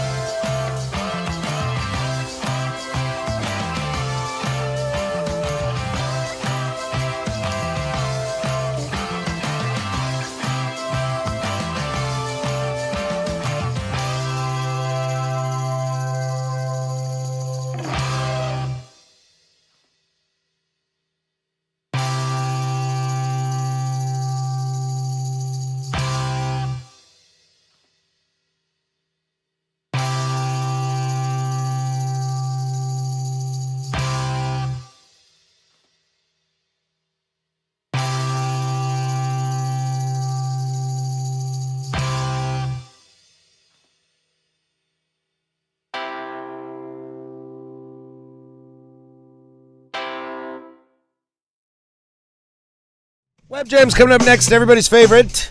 The Big Nooner. We'll get back into a little bit of baseball and some other news and notes from around the sports world. But sticking here in some Blazer land, Danny, you were out all last week, so I'm curious, as you saw Dwayne Hankins sit with Portland City Council. That was aired on television, and we all saw that. And I had the argument, I've had this little bit going on for our show of Days Since Bad News. We are at number 7 today, as I feel it has been quiet since, what was that, Thursday? So we're in good shape there. You can put it on the ball. And, there's not a ton of really bad things going on per se. The county is going to vote on Friday the 6th, I believe, right? Yeah. And then after they whine and complain and try to get their 15 seconds of fame. And then the city will come back around next week on the 12th. Now, it sounds like the county's got it figured out. Well, that I expect to pass. There's at least 3 people who are going to tell the other 2 people who are grandstanding to shut up and sit down. Yeah. Which, good. Go with God. Go with God. But your thoughts on Dwayne Hankins sitting down with Portland City Council? Dwayne works for Tom Dundon. Well, yes, I already knew that. That's where I've landed. I've got a great relationship with Dwayne, have since he got here. I have a lot of respect for him. But he's got to do what he's got to do in the sense of communicating for the Blazers. So you don't think he believes the things he's saying? I think he does to an extent. And I'm not calling him a liar. I firmly believe on the economic standpoint. But where it becomes a bridge too far for me is not for him, it's for Tom Dundon and his ownership group. The idea that they didn't know the economic climate that they were buying the organization in is, I want to use a word that I can't, but it's very stupid. It's either Tom Dundon is one of the biggest idiots of billionaires I've ever seen in my life, or he knew exactly what he was getting into. Mm-hmm. We talk about this all the time when we're talking about athletic directors in college sports. You're either an idiot and you didn't know, or you knew and you looked the other way. Mm-hmm. There's no in between here. So, with that regard, because there's Dwayne's quote, I want to make sure I get this right. The arena is only a small piece of the bigger picture. Portland's current stagnant business climate, high income taxes, and divisive political environment make this a tough city to invest in. It makes it harder to sell tickets, secure corporate sponsorships, and recruit players. I actually don't think this town is quite divisive in politics. Oh, I do. I think a lot of people here in this town feel the same. And I would argue the divisive politics is the division between economic leaders and political leaders. Oh, okay. That I'm cool with. And again, I don't care where you sit politically. Chances are I hate your political affiliation, regardless of where you sit. The math is the math. The data is the data. Portland, for a variety of reasons, is an economic downturn, to say the least. And that does create issues, particularly for a franchise that doesn't have the backing that other big cities or even other smaller markets have around them. And that leads to a lot of issues on the corporate sponsorship side. There's not a lot to draw from in this city. I've seen a lot of people say, well, the Timbers and Thorns are doing great on corporate sponsorship. Yes, they are. And congrats to them, and I love that, and that's great for them. They are not scaled to the same level as the NBA. It's not even close. It's ponds to oceans. They're both water. Yeah, but they're entirely different in size and scope. Some of my biggest takeaways from that, I thought the Blazers looked totally fine in that situation. Mm-hmm. I think they came to the table and were just like, guys, it's not a ton of money. It's $6 million a year for the next 20 years. Just do it. It's not difficult. Mm-hmm. And I think that's a good point. They're going to get there. Yeah, the city, I actually thought the city looked kind of really bad in that situation. They were talking about a lot of their facts and a lot of their opinions that they were forming were based on things that they had read. Mm-hmm. So it's like they're admitting they're reading the local beat writers' stories instead of doing their own kind of research, which I think is kind of unprofessional in Bush League. Well, it's better than there's been multiple politicians that have been caught over the last couple of weeks reading their prepared statements and hearings, both at city, state, and national level, where they're reading the ChatGPT prompt. Yeah. And it's like, brother, number one, have your intern do a little more work for you on your speech preparation. Number two, do a little bit of legwork. That's what you're making the money for. What are we doing here? Again, let me put this all together. I don't like the idea of giving public money to this, my general ethos. But it is the going rate regardless of what sports you're in. Yep. If it's not you, somebody else will. Yep, and it's actually, just to reiterate, and I'm curious your thoughts on this as well, because I don't think this team is leaving. I don't think this team has anywhere to go. I've heard Isaac and Suk do it. Dirt and Sprague have done it. We've walked through the options of where they can go. I just don't buy it. Like, I don't care if Bill Simmons thinks that Kansas City is ready to go, because what I've heard on Dirt and Sprague from people they've interviewed in Kansas City, that's not going to happen, because what would they need? They have a stadium that's older than the Blazers, and they would need to get public money. Wherever he's going to go, they're going to get public money. I don't believe the Bill Simmons. Kansas City's losing the Chiefs, so they might have some money. I don't believe that the Bill Simmons part where Dundon was like, oh, I wanted relocation, I wanted expansion, but I couldn't afford that, so I could get a Blazer team for half the price and just move them. I don't buy that either. I think that there's probably an element to that. Well, maybe there was, but I don't think there's an opportunity to anymore. There's nowhere to go. Well, that's the thing is, there's nowhere to go. There is. The problem here. Where? This is the where. Here's the problem of this is anywhere could pop up because there's 4 years in the bridge deal. It ends in 2030. Understood, but if you're talking a top 40 market in America, none of them are going to pop up. Maybe it's not a top 40 market, but it doesn't matter if somebody's willing to pop up and pay the money. Kalamazoo, Michigan. But I know it's a joke, but like all it takes is one motivated populace. It's all it takes.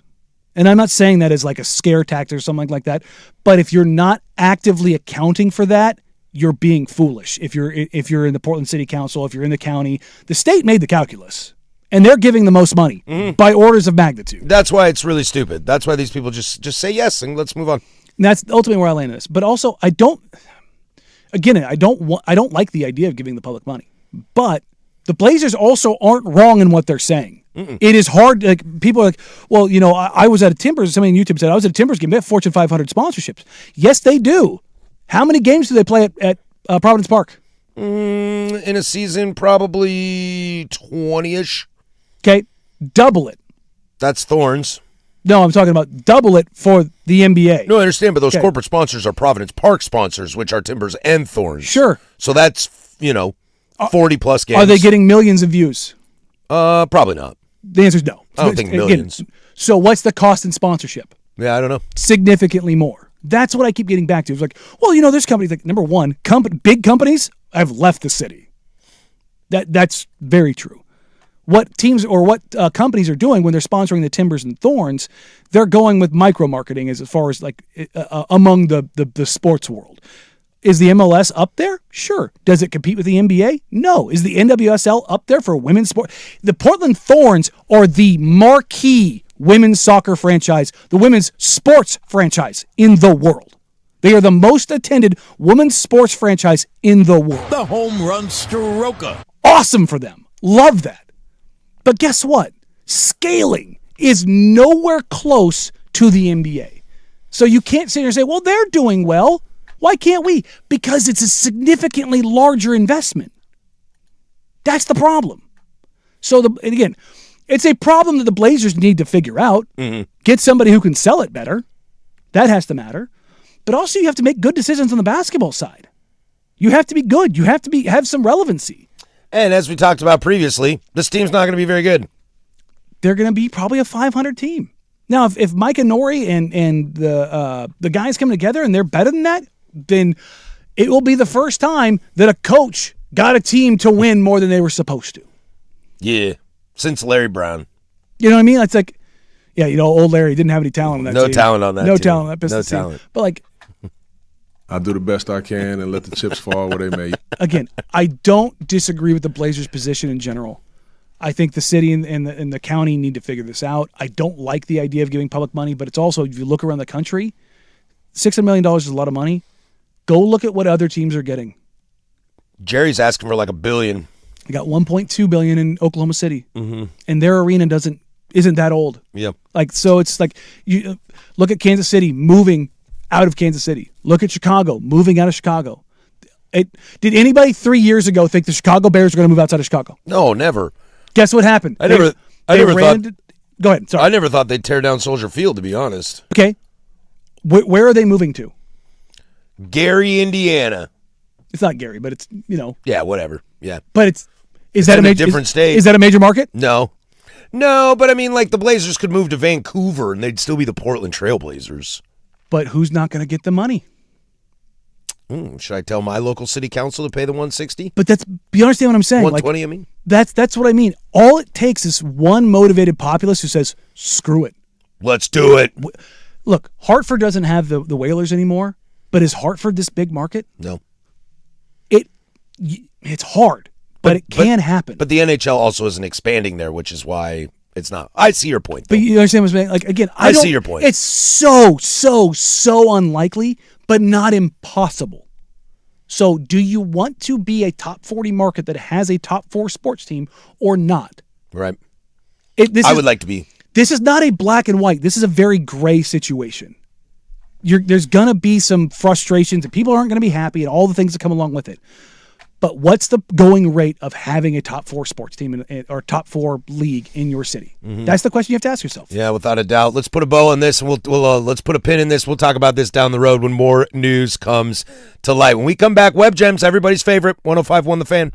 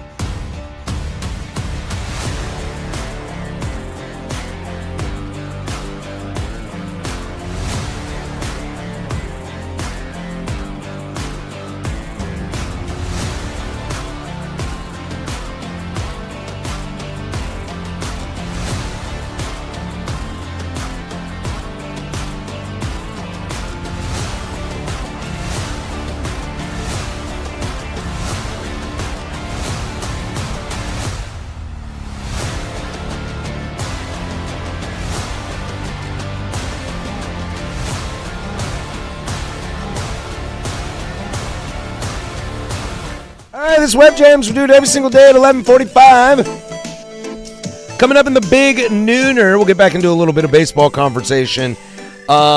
Is it time to oust your president of your corrupt institution? We'll get to that. And the future of a $70 million man that they're desperately trying to get out. Real quick, breaking news. It is official that Adley Rutschman to the Red Sox. R.I.P. to Joe Fisher and his Baltimore Orioles.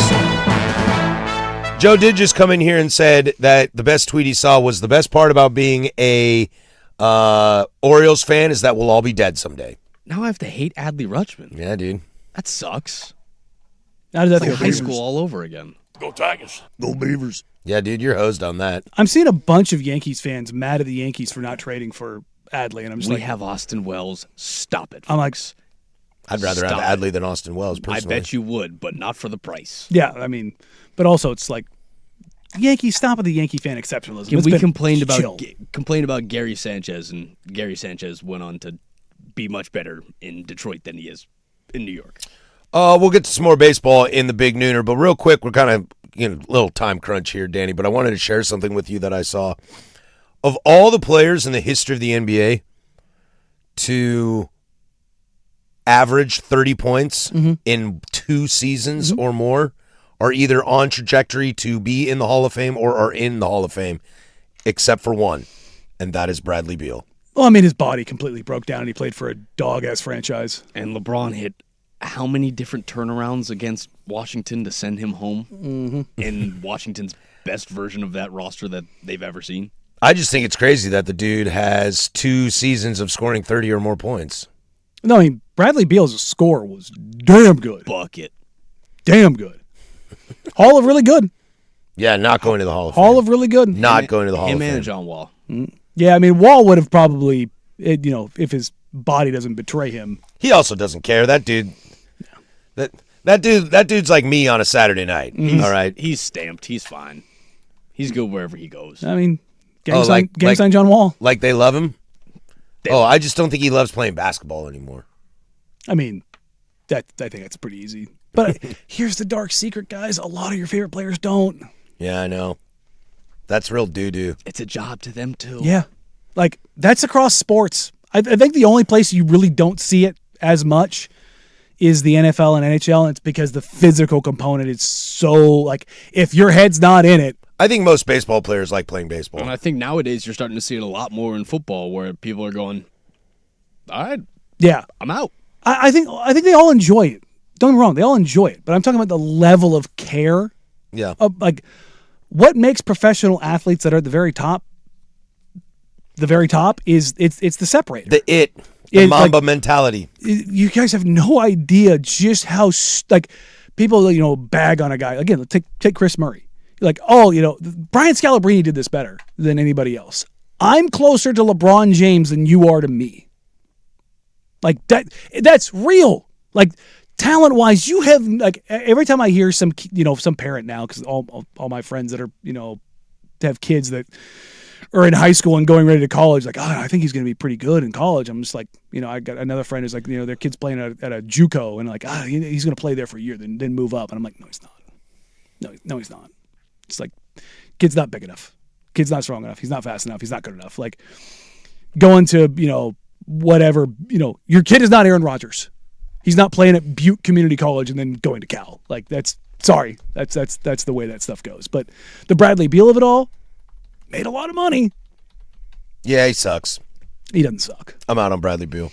I think it's I'm closer to Bradley Beal than you are to me. How about that? I don't think you can ever blame Bradley Beal for being on the rosters that he was on. No. He did everything he possibly could. No, those Wizards teams were tough. Let's get into the big nooner, all right? We'll talk a little more baseball, put a bow on trade deadline. It's still going. It's still going. 105.1 The Fan and the Fan Sports Network.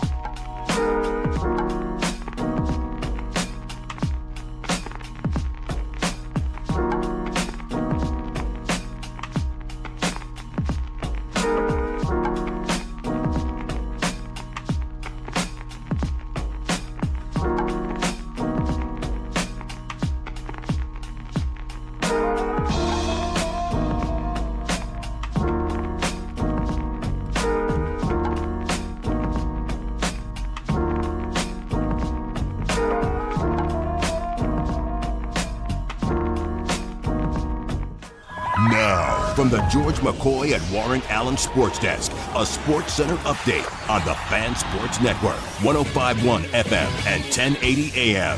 First on the Fan, some breaking MLB news for you. If you missed it over the weekend, the Los Angeles Dodgers are acquiring two-time Cy Young Award winner Tarik Skubal in exchange for 3 prospects. Skubal is set to make his Dodgers debut this Tuesday against the Cubs in Chicago. Some more MLB trade deadline news for you as the Boston Red Sox and the Baltimore Orioles have a deal arranged for catcher Adley Rutschman, and that trade has officially gone official. The Los Angeles Dodgers are also acquiring left-hander Chris Bubich in a trade with the Kansas City Royals, and the Tampa Bay Rays are acquiring catcher Liam Hicks in a trade with the Miami Marlins. Over to the NBA as your Portland Trailblazers have signed free agent forward Jeremy Sohan to a 1-year deal. The deal is non-guaranteed as Sohan will compete for a roster spot in training camp this fall. And finally, your Portland Timbers completed the season sweep of the Seattle Sounders on Saturday. Final score in that one was 2-1 as a late goal from defender Brandon Bai gave the Timbers the go-ahead in the 82nd minute. Timbers are back in action this Thursday at 7:30 taking on Puebla in the group stage of League's Cup.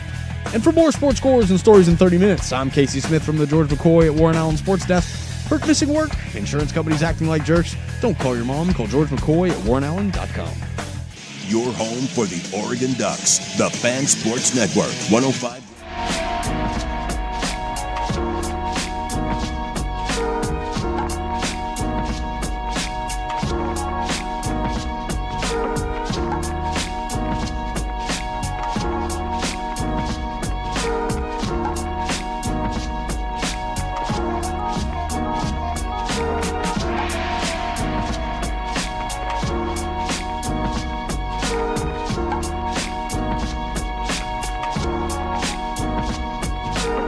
Big Nooner, the firm of Harris and Marang. Patrick Harris with you. That's Danny Marang. We do this bad boy every single Monday through Friday from 10 a.m. to 1 p.m. Thank you for being a part of our day.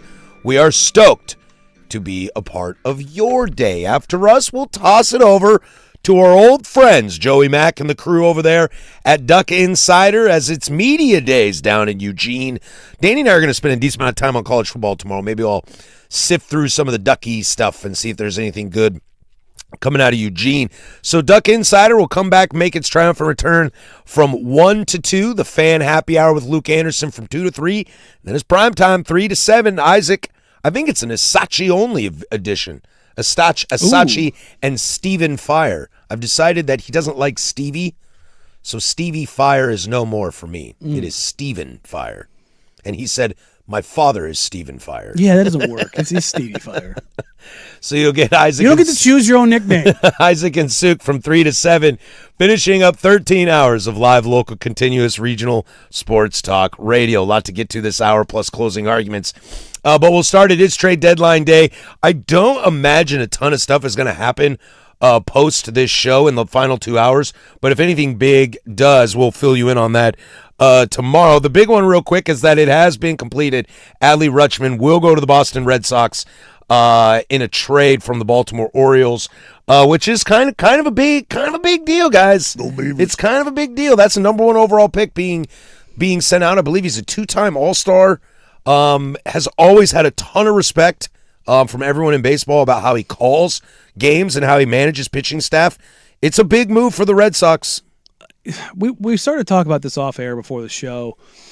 One of the things that I think is going to devalue catchers a little bit is the ABS. Oh, yeah. Because Adley is looked at as the best pitch framer in baseball. He's the guy, like defensive value, like all the things that he does behind the plate, not just calling the game, but the number of pitches that he saves. Mm-hmm. But with ABS, that becomes less valuable. Yeah, it does, but let's not forget though that like calling and managing. Oh no, I know. Yeah, I'm but just I hear talking what about, you're saying. Just like little things, and I wonder. It's It not is just an him. aspect. It's not just him. It's Everybody. every catcher. Just around the league, if you're a catcher who doesn't rake, you have to be the best at your position. Yeah, framing is one of the coolest things to have ever come through in the natural progression of the game of just try to get that advantage wherever you could. It's kind of like the shift. Some of those things I like, some of them I don't. And framing sometimes is annoying to me, and umpires have been really good over the years about getting out of it, but some guys are still just amazing at it. Framing is going to go out the window. I still think there's a huge value in it because not only are you trying to fool the hitter nowadays, you're fooling the umpire behind you. You run out of ABS challenges. I'm framing everything to make him. That's true. Yeah, now everything That's matters. true. But when it goes official, That's full-time full- ABS. That's when it kind of that value scaling loses a little bit of an edge. But I mean, Adley, the injuries are the concern, right? Like that's the thing. He's currently on the IL right now with a wrist situation. But he's also one of the best catching prospects in how long? 20 Prospects? years? I mean, probably Joe Mauer It's was probably the last one.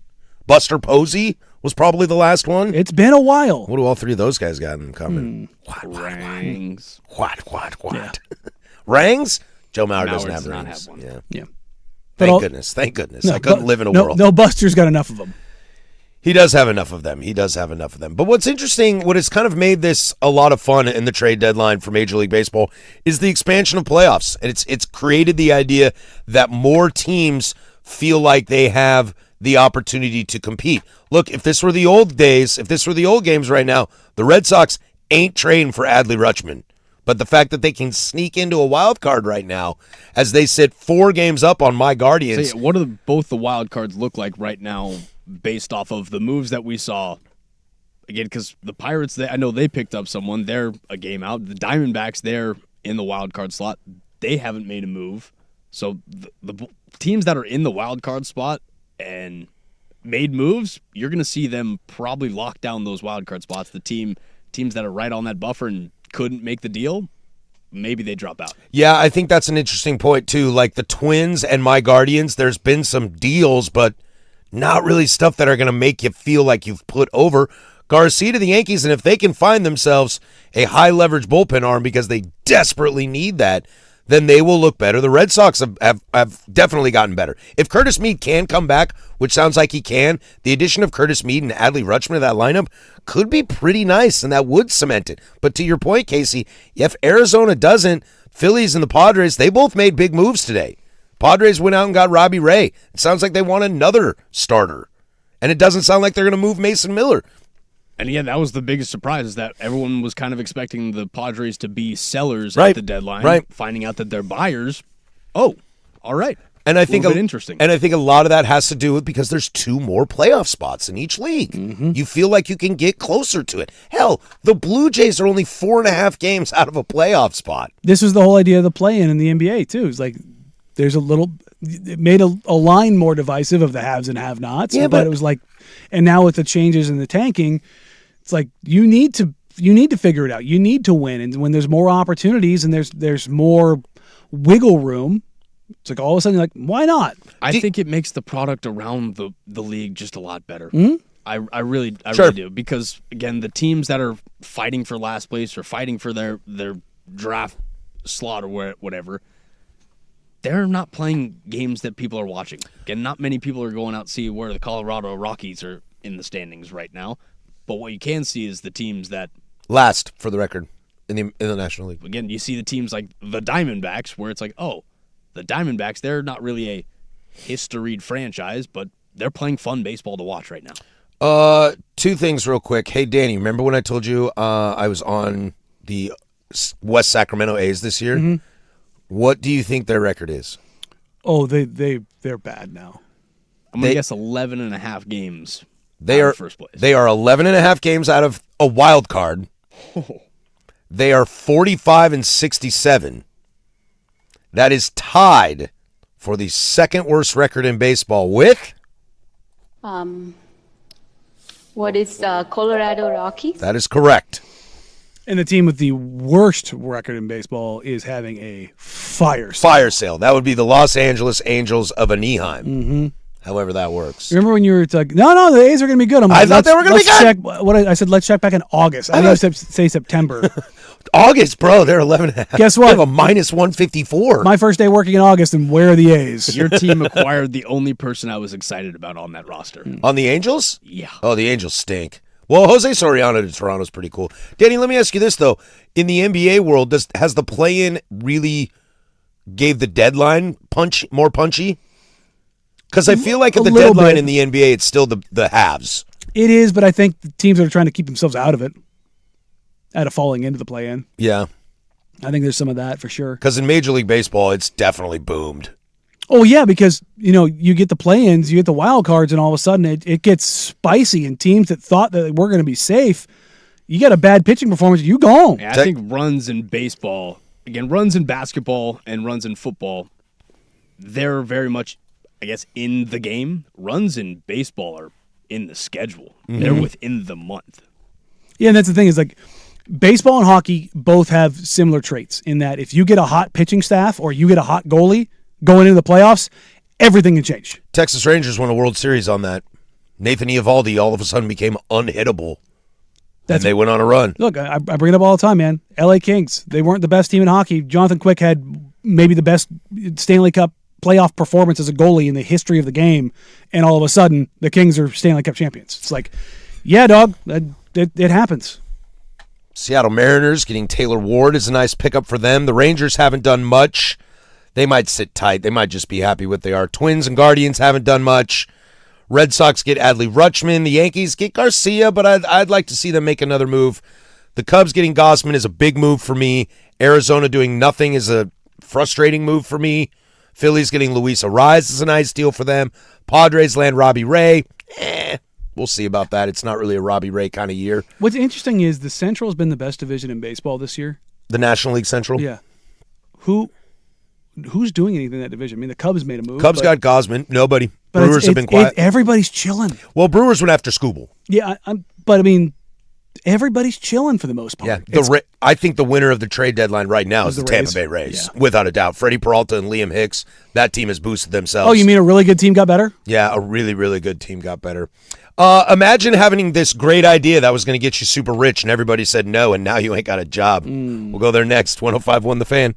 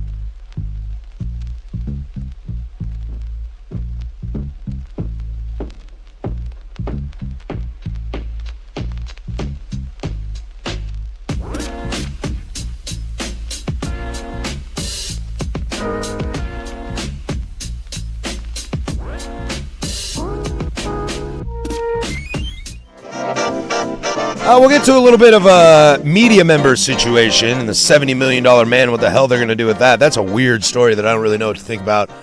We'll do that in about 15 minutes in closing arguments to send you on your way. And speak of the devil, the Milwaukee Brewers have acquired Dustin May out of the Cardinals. Oh. That's a good move. Just get rid of him. Kid's not what he was going to be. It's still weird to see Brewers and Cardinals making deals? Yeah, I'm not trading anybody from my team to my division. Yeah, that's... Unless I just really hate this guy.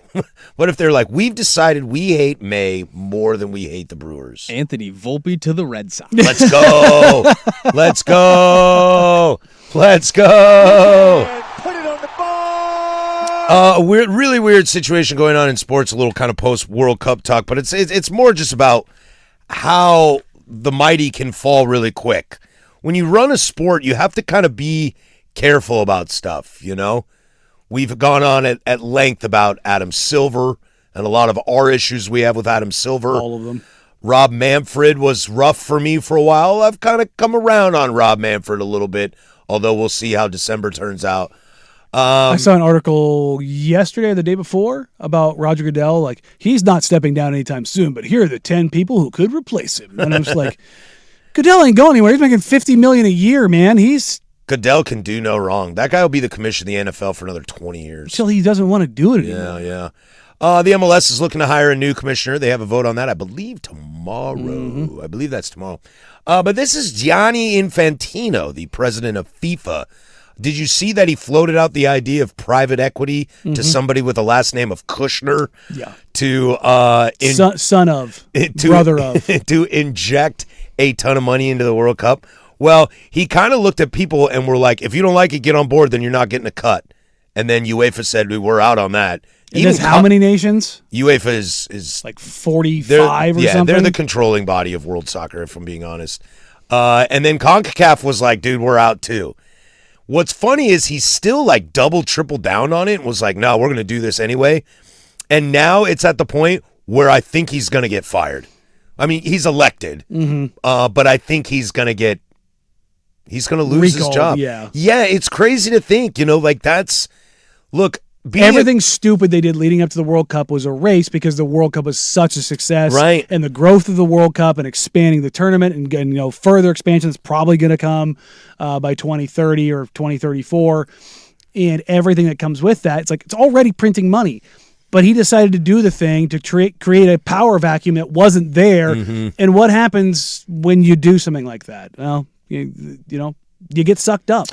Yeah, it's crazy. Look, all people want to make, all commissioners, presidents, whatever their title is, need to work hard to make their sport better. I think we have found the limit that you can go in that. If you try to sell off your team, your sport, it's going to come back. Can you imagine? Was it 80 million that each nation was going to get? Something like that. Yes, I don't. A remember. Lot of money. Oh, it was a lot of money. It was if you're talking about, it was like $1.2 billion going into the thing. But if you're talking about like nations, again, the connotations that come with this. But if you're talking about Africa, does France need the 80 million? No, but Cabo Verde would love it. Yeah, that's what I mean. Like if you're Panama would love it. Again, you talk about South American and African nations, and to be honest, probably Southeast Asia, the Oceania region. They would love to see those payouts. Yeah. And that's why you heard, but then Asia came out and said no. But you hadn't heard anything from CONMEBOL, which is South America.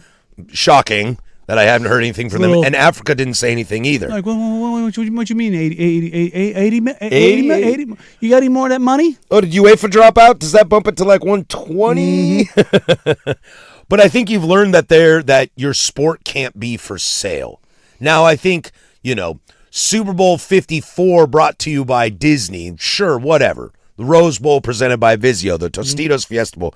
That is fine. What does college football do with Dr. Pepper?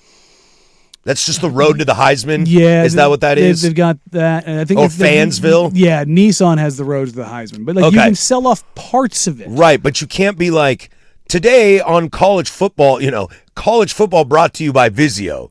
Vizio's college football. Yeah. But you can't do that. College football playoff brought to you by. Sure. And I think that's what Infantino in the world is learning right now. Is NFL brought to you by Frito-Lays. Like, you can't do that. You can't do that. And especially because it looked like a lot of that money was going to go into Infantino's pocket, too. Oh, weird. Yeah, I have a feeling he may have talked to somebody while he was in USA that's pretty good at grifting right now and might have tried to grift. That's the other thing, dude, is just because things work for others doesn't mean it's a good idea for you to try it either. I mean, it's the kind of greed that the Bible speaks about. It's like, you fly too close to the sun, buddy, you're going to get burned. Yeah, and I think Johnny Baby might have flown too close to the sun. Oh, you hate to see it. Couldn't have happened to a better guy. But it's like, you went from Bladder to Infantino. It's like, you swapped out one scumbag for another. If you don't think, And Infantino might be more of a scumbag. Yeah, it's like, well, that's the thing. Is like, do you think the guy that they're going to get to replace him is going to be some upstanding citizen? Nope. Yeah, it'll be interesting to see what they do on that. One final story out of the World Cup, and then we'll put a fat bow on that for about 4 years, assuming we're all still alive by then. United States of America Federation has locked in Mauricio Pochettino till 2030. Hey, look at that. Again, on the other side of this coin, look at that. Shout out billionaires willing to go, we'll pay it. Take care of it. It's fine. It's fine. I really love this. I think there's a couple things. A, the money helps. You're showing you're serious. And I think Pochettino's looking at this team and going, ooh, I like the bones here. Mm-hmm. I like the bones here. Poch has always been really good with young players. And his run with Tottenham was incredible. Go look at who was on that team. He's the best manager of Tottenham in my lifetime. Yeah. As a reminder, a young Harry Kane, young Kyle Walker, Son Heung-min. Yeah, go look at that team. James Madison. 9 years ago when he first got there. It is loaded with young dudes who ended up becoming phenomenal national players for their teams. And I just like that the United States has some stability here too. It's the same guys, so that means this guy's going to be here for Gold Cups, Copa America, all that kind of stuff. I'm interested to see what that looks like. Oh, these players better play because I don't think Poch is going to stand for that bullshit. Yeah, I think he's going to be like, y'all got to get down here. Figure it out. Yeah. Does that mean you need to be down there for the entire training camp? No. But you need to show up. And we can load manage you. Mm-hmm. Like, that's totally fine. You need to play every match? No. I'm always curious about that. I feel like the national gig would be so much cooler than a club gig. I think it would depend. Yeah. The pressure gets a lot heavier when it comes time to show up. Yeah. Like, would you rather be Team USA coach or the Knicks coach? Well, basketball, I think, is a little bit different. How so? Because you're competing for gold medals. That was a shot. I'm just saying. That was a shot, Marang. It is. You're the king of the castle. Okay. If you're asking me if I'm head coach of Spain or head coach of the Knicks, Spain. Okay. Probably. Yeah, I think it's just a different view of how you want to live live life. The Knicks just won a title. I get it, but you're not the top of the top. Again, you win a championship as a Knicks coach. You remembered. You're a Knicks legend. You win an Olympic title or a World Cup title in Spain? Real quick, who's the manager for France? Didier Deschamps. Well, not anymore. Now it's Zinedine Zidane. But I mean, where does he sit in the pantheon of French famous adored people? Oh, I think Didier Deschamps probably gets more free drinks than Thierry Henry. So, yeah, I think it's scaling. Yeah. I'll go back to that again. Scaling matters. Damn it, Marang. Stop with the damn scaling. It matters. Do you want to be Schmetzer or do you want to be Poch? Yeah. I think in that case, like scaling. Yeah, that case you want to be Poch. Yeah. But I mean, Schmetzer. Again, I'm not saying 2 MLSs and a champions. But it's not bad. But again, you're going up a tier, right? Or tiers. Again, I think it's awesome that Pochettino thinks that this team works. Because he basically turned down AC Milan for USA. And again, AC Milan. It's a good club. It's a good club. Do they compete for titles? They do. They do compete for Serie A titles, yeah. So that also kind of lets you know where the pecking order is, or at least where Poch puts the pecking order. How to get out of a $70 million contract. We'll do that next. I'd love that. There's Casey with sports. Now, from the George McCoy at Warren Allen Sports Desk, a Sports Center update on the Fan Sports Network, 105.1 FM and 1080 AM. This Sports Center update is brought to you by 808 Hawaiian Restaurant. Nick's place like Grandma used to make if your grandma were from the Big Island. Woodstock, Burnside, Beaverton, or online at ate-oh-ate.com. First on the Fan, some breaking MLB news for you. If you missed it over the weekend, the Los Angeles Dodgers are acquiring two-time Cy Young Award winner Tarek Skubal in exchange for prospects. Skubal is set to make his Dodgers debut Tuesday against the Cubs in Chicago. Some more MLB trade deadline news for you as the Boston Red Sox have agreed to a deal with the Baltimore Orioles as Adley Rutschman will join the Boston Red Sox.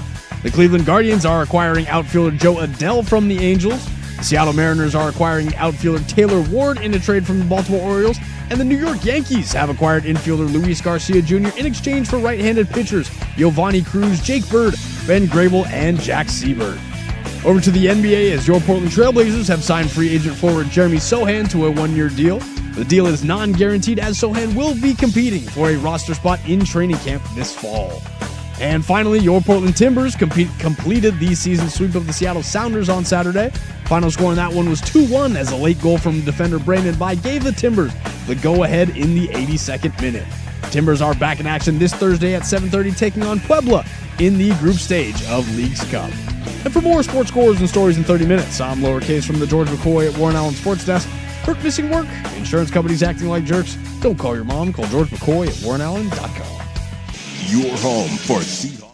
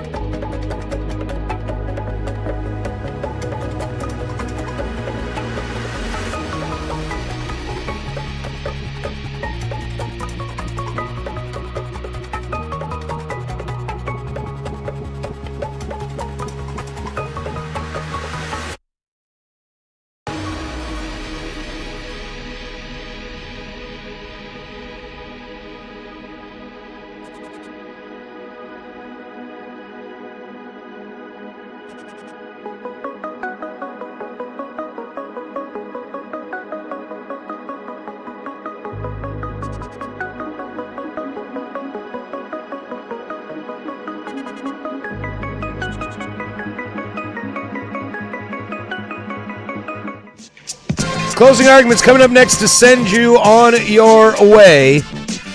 Interesting article that came across the timeline here. You don't get to do this. What? You have to. I'm so angry at you. You have to explain what you just did to this poor man. Well, okay. I love you, so it's really hard to be angry at you right now. I love you too. But wow. I'm a little distraught. I am watching MLB Network for obvious reasons, as it's the trade deadline. And I did not realize that they were reading on the air fan trade ideas, and I thought a real trade had gone through, which would have sent Hunter Goodman, the catcher for the Colorado Rockies, to the New York Yankees, and in that package from the Yankees would have been Ryan Weathers, Jason Dominguez, and who? And Anthony Volpe. And I told Casey, and he got very, very, very excited. He stood up and fist bumped. And then this man! Yep. And then I realized that it was a fake trade. And I should have known from the start because I think the Twitter handle was like Jewish Jesus. Something stupid like that. You suck again! And you got ball sacked. I did. I got sacked. And I'm just so excited watching this thing that I moved too fast. They threw the tweet up on the screen and you were like, I did, yeah. And then they just did it again, and it was like Casey Mize and Spencer Torkelson to the Phillies for Alec Boehm and two of their top prospects. And I was like, damn, that's a crazy deal. Oh, don't do this again. Don't do it again. So you just get pulled in, man. MLB Network should know better than that. It's their fault, not mine. They know that they're on in bars everywhere. It's their fault, not mine. On mute. Dude, they are on bars everywhere. On mute. On mute. I know that life. Yeah, I've lived that life. Yeah. I'm about to go live that life the second I get done with this show. It's fun. No, I hope Jose Ramirez gets traded. Whoa! Home pitch, home pitch. Whoa! All right. Well, I hope Aaron Judge gets traded. He can't. He's hurt. Not true. Rutschman got traded and he's hurt. Rutschman would pass his medicals. Oh, yeah. That is true. That's true, yeah. He is passing his medicals. An article from Andrew Marchand out of The Athletic in talking about this Tony Romo situation as he was arrested for an OWI. Have you seen the video? Oh, Easy yeah. ride. Easy ride. Oh, yeah. Bro. Any head injuries, Tony? He is on leave from his role at CBS until further notice. J.J. Watt will join the booth with Jim Nantz to be the number one. Tony Romo's contract calls for him to receive a nearly implausible $72 million over the next 4 years, but he is going to have to make quite a case to get his top job back. That is what this article is talking about. And going through some things, it says CBS clearly does not want the cloud from this story to shade its most important property. In less than 2 weeks, it has its NFL seminar for on-air talent and production staff, which includes a session in front of the media. Romo was supposed to be there on September 13th. Is the first Sunday of the NFL regular season. The showcase matchup for Tony Romo and Jim Nantz was Minnesota at Green Bay. Oof. I mean, he's in the top chair. On the 21st, he now has a court date in Wisconsin. On the 27th, they are in Brazil for the Cowboys and Ravens. Is he allowed to leave? Right now, CBS doesn't want him on any of these places. I mean, he didn't go full Sanchez, but the video is the day. This is going to sound out of pocket. You used to be able to kind of get in trouble and have it kind of skirt under the rails because at worst a mugshot would come out. Also, the smiling mugshot. What are we doing? By the way, why is it every time I see somebody who gets arrested for a DUI, domestic abuse, assault, something like that, they're like a celebrity, they're like smiling in their mugshot? Because they what's worse, that or the tears in the eyes look. But I don't know, man. I think people be like, dude, Harris is sobbing in that. The video, it's the same with Sanchez. Like, the video is just like, again, different scales. Let me get that clear. It's Ray Rice. When there's video of you just being wildly out of pocket. You can't really get away from that. I'm not sitting here saying the guy's life needs to be ruined. And I don't think that forfeiting this money ruins his life, but it's the same thing we talk about in these kind of jobs. It's not a right. It's a privilege. This is from the article. Romo comes across as a very affable guy, and many have described him to me over the years as a quote-unquote big kid. But he is not known as a hard worker, and it has shown on the air. Prior to this massive deal, Nance and Romo were welcoming comparisons to Pat Summerall and John Madden. Since then, the duo has regressed, and Romo often sounded unprepared, saying odd things. I would imagine that's coming from somebody inside CBS. In the Jags game last year in the playoffs when they hosted Buffalo, when Josh Allen came back and won the game, he said of the Jags, who were the higher seed and the host, I'm telling you, they can win this game today. Okay. They're trying to paint him in a Walton way, aren't they? I think they are. And so some of this article goes on to discuss, the number 2 crew is Iron Eagle, which not a bad gig. But the question they're asking is could they push him so far down that he eventually just quits? I don't think you're quitting with $70 million on the table. Well, not just that. If he doesn't prepare already, do you think he cares? No, I don't think so. He's going, and Tony Romo unprepared is still a better mind in football than 80% of the guys that they throw out. I don't know, man, dude. People are pretty out on Tony Romo these days, even pre this, OWI situation. Yeah. I think for a little bit it was kind of fun with Tony Romo guessing plays, and then people kind of got over it.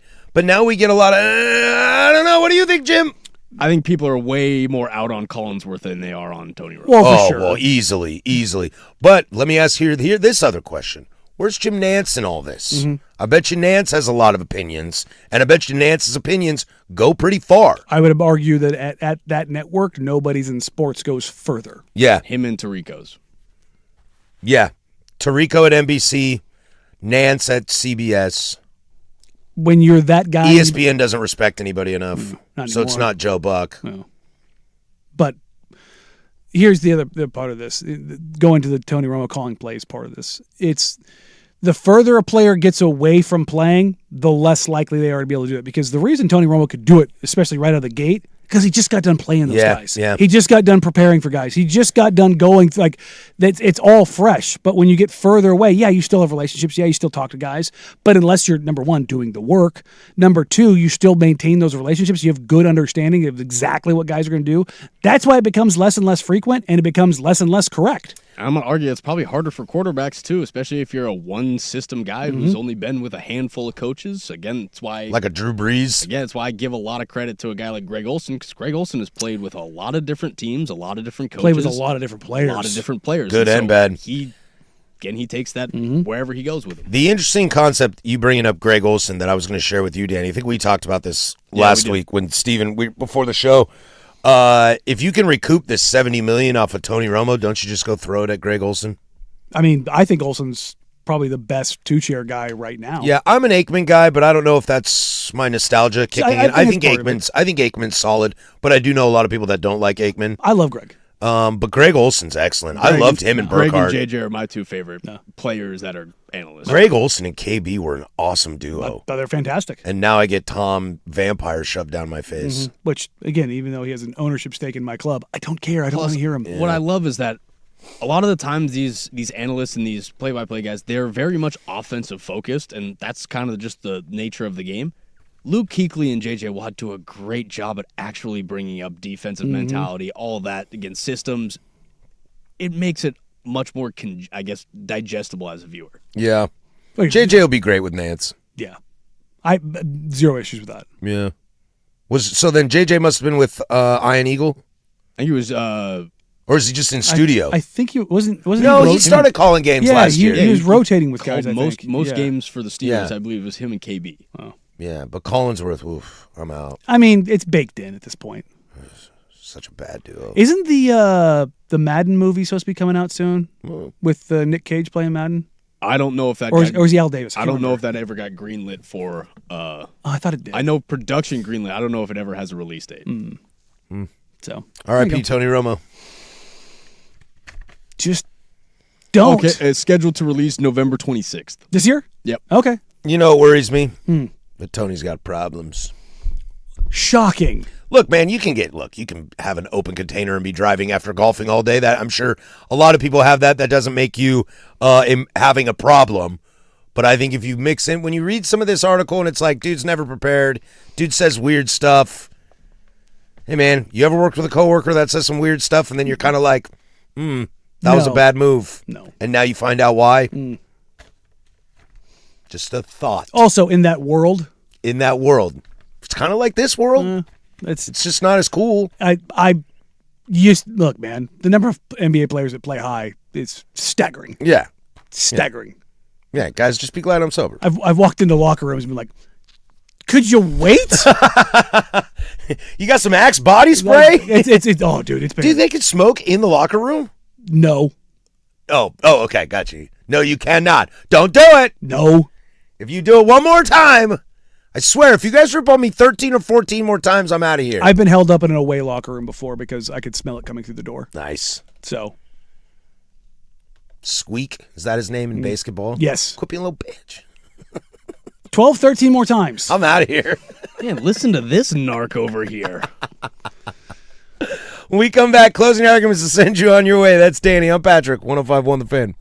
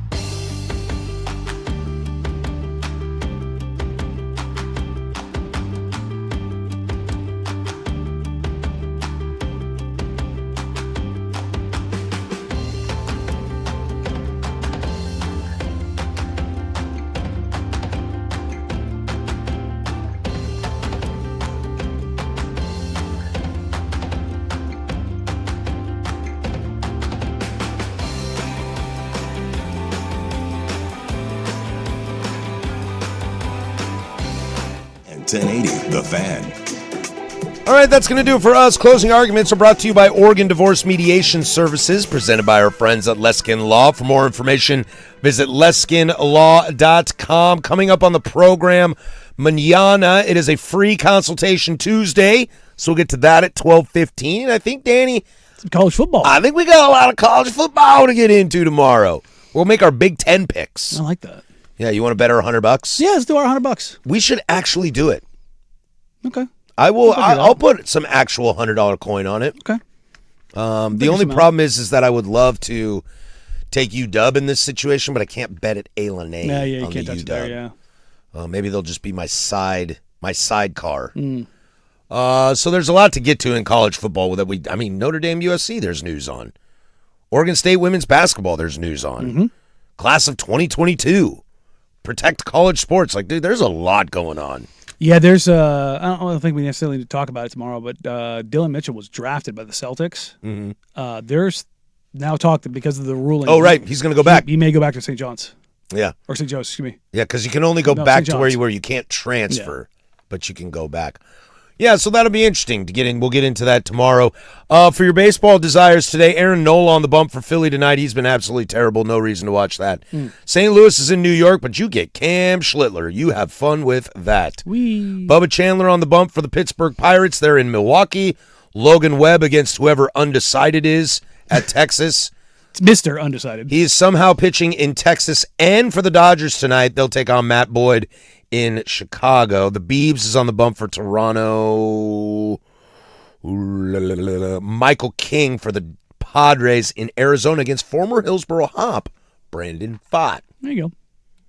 Not so bad. Shout out the Portland metro area region MLB players. Yes. Corbin Carroll once played 3 games at Hillsboro. Got some NFL news for you. Ooh, hit me. Chicago Bears safety Kobe Bryant will be sidelined for 8 to 10 weeks after injuring his left knee during Monday's practice. Yeah, that stinks. That's a big Bryant hit. was injured during one-on-one drills in the first padded practice of training camp and expressed visible frustration before riding in the cart back into the facility. Yeah, when you see the look on their face, you can tell. Yeah, plus he was also a big offseason acquisition for them. Tough move. I don't think it's worth getting into, but another NFL thing that I saw is that Polk kid out of UW just Jalen retired. Jalen Polk just retired at 24. Wow. He got traded to the Saints, and was he hurt all last year? He battled injuries at UW, didn't he? If I'm not mistaken. Well, but he was just the number 3 dude. Yeah. Number 3 guy there in a loaded team. Yeah, was it Odunze, McMillan, and Polk? Yeah. He was acquired in 2020. The Saints acquired Polk, the 2028 7th-round pick from New England, last September in exchange for a 2027 6th-round pick. Never played for the Saints after he was traded, and the Patriots had placed him on injured reserve with a shoulder injury. Yeah, it looks like he just never came off of injured list there. Basically, they probably told him this thing's cooked. But they didn't even make an announcement. Yeah. It was just listed in their transaction reports. Yeah, Saints coach Kellen Moore said Polk has been excused from the last 2 practices for personal reasons. Oh, R.I.P. that sucks. Also, rumors out of Cleveland Browns camp that Their quarterbacks suck? that it's gonna be Shedeur Sanders. And from what I see, it probably should be. I can't believe I'm on this train right now. The bar is the floor. I was watching some of the clips that were coming out of training camp. It didn't look bad. Again, he was making throws, hitting his first and second reads, wasn't holding onto the ball too much. Looked okay. I'm not calling for the kid to fail. I don't ever want to see that. No, do I find him exhausting and a Nepo baby? Sure I do. But yeah, I mean, it's more that we all hate Deshaun Watson. It's more that nobody wants to root for that scumbag. No. And that once he loses that job, they either buy him out Or he retires. or he's not going to retire. He thinks he's going to get another payday. Well, no, he'll get paid out. Yeah, so he'll get paid out, and then he goes away, and hopefully, bye. Yeah, we don't. I just never have to see you again. Yeah, nobody wants that anymore. No, I think we're all done with that. Which right? is, again, I'll say this again. It's such a bummer because when he was at Clemson and when he was with the Texans, he was so good. He was so fun. I really thought he was going to be one of them Again, ones. that play where he gets kicked in the face and still finds a way to rush to the pylon. Yeah, just as an impressive play. that Clemson team was good. He's Pios. just a piece. He's yeah. peace. He's peace. He's peace. Jadeveon Clowney going back to the Houston Texans. There you go. Why not? I don't know how much he's I'll got. say if he's got any juice left in the tank. I mean, he's going to be their fourth pass rusher. yeah. You want to have a terrifying human that's going to just come off for. That's going to be the backup for Will Anderson and Daniil Hunter. Yeah, one of those guys comes off the field. It's like you're not getting a break. Pass rushing downs luck only. Being a tackle playing them. Dude, they could have had Amari Washington if he didn't go back to Oregon this year. That was the mock draft. Los Angeles Rams defensive end Myles Garrett Dinged up. dealing with a little soreness in his lower half. Yeah, I think they'll just let him chill. I don't think you need to see what he's got. Is there any athlete in sports? First of all, he already had a great smile, and you know how I get with great smiles. Is there any athlete in sport that's been smiling more than Myles Garrett of late? Probably not. He seems so GD happy these days. He left Cleveland for L.A. alone, just the city change alone. And his partner's the most famous snowboarder in the world. Yeah. Yeah. And he's playing on a Super Bowl contender while getting paid. Super Bowl contender, bro. Super Bowl favorite at this point. It's a good spot to be. It's all coming up Miles right now. How disappointing would it be if the Rams didn't win the Super Bowl this year? I don't think it's funny. Just spoken like a true fan. Just preying on AFC North player failure. I love it.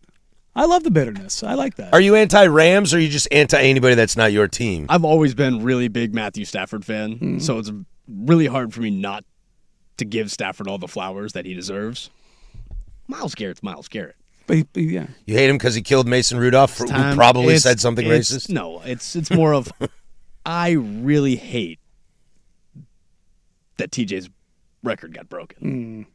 What if Myles It's Garrett just all personal for you. What if Myles Jared Allen should be the single sack holder. He just isn't.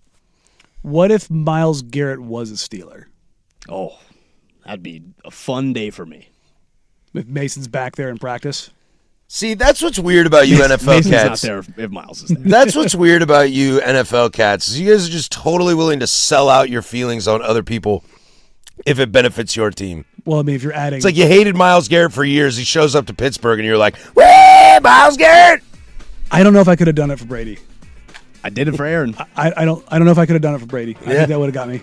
Yeah, I think it would piss a lot of people off. But in the NFL, everyone's just totally ready to jump. Totally ready to jump. People make me sick. Closing arguments are brought to you by Oregon Divorce Mediation Services, presented by our friends at Leskin Law. For more information, visit leskinlaw.com. Oregon Divorce Mediation Services, the alternative to divorce court. That's going to do it for us. We'll catch you tomorrow. For Danny Marang, that's Casey Smith. I'm Patrick Harris. Go do something I would do. Bye.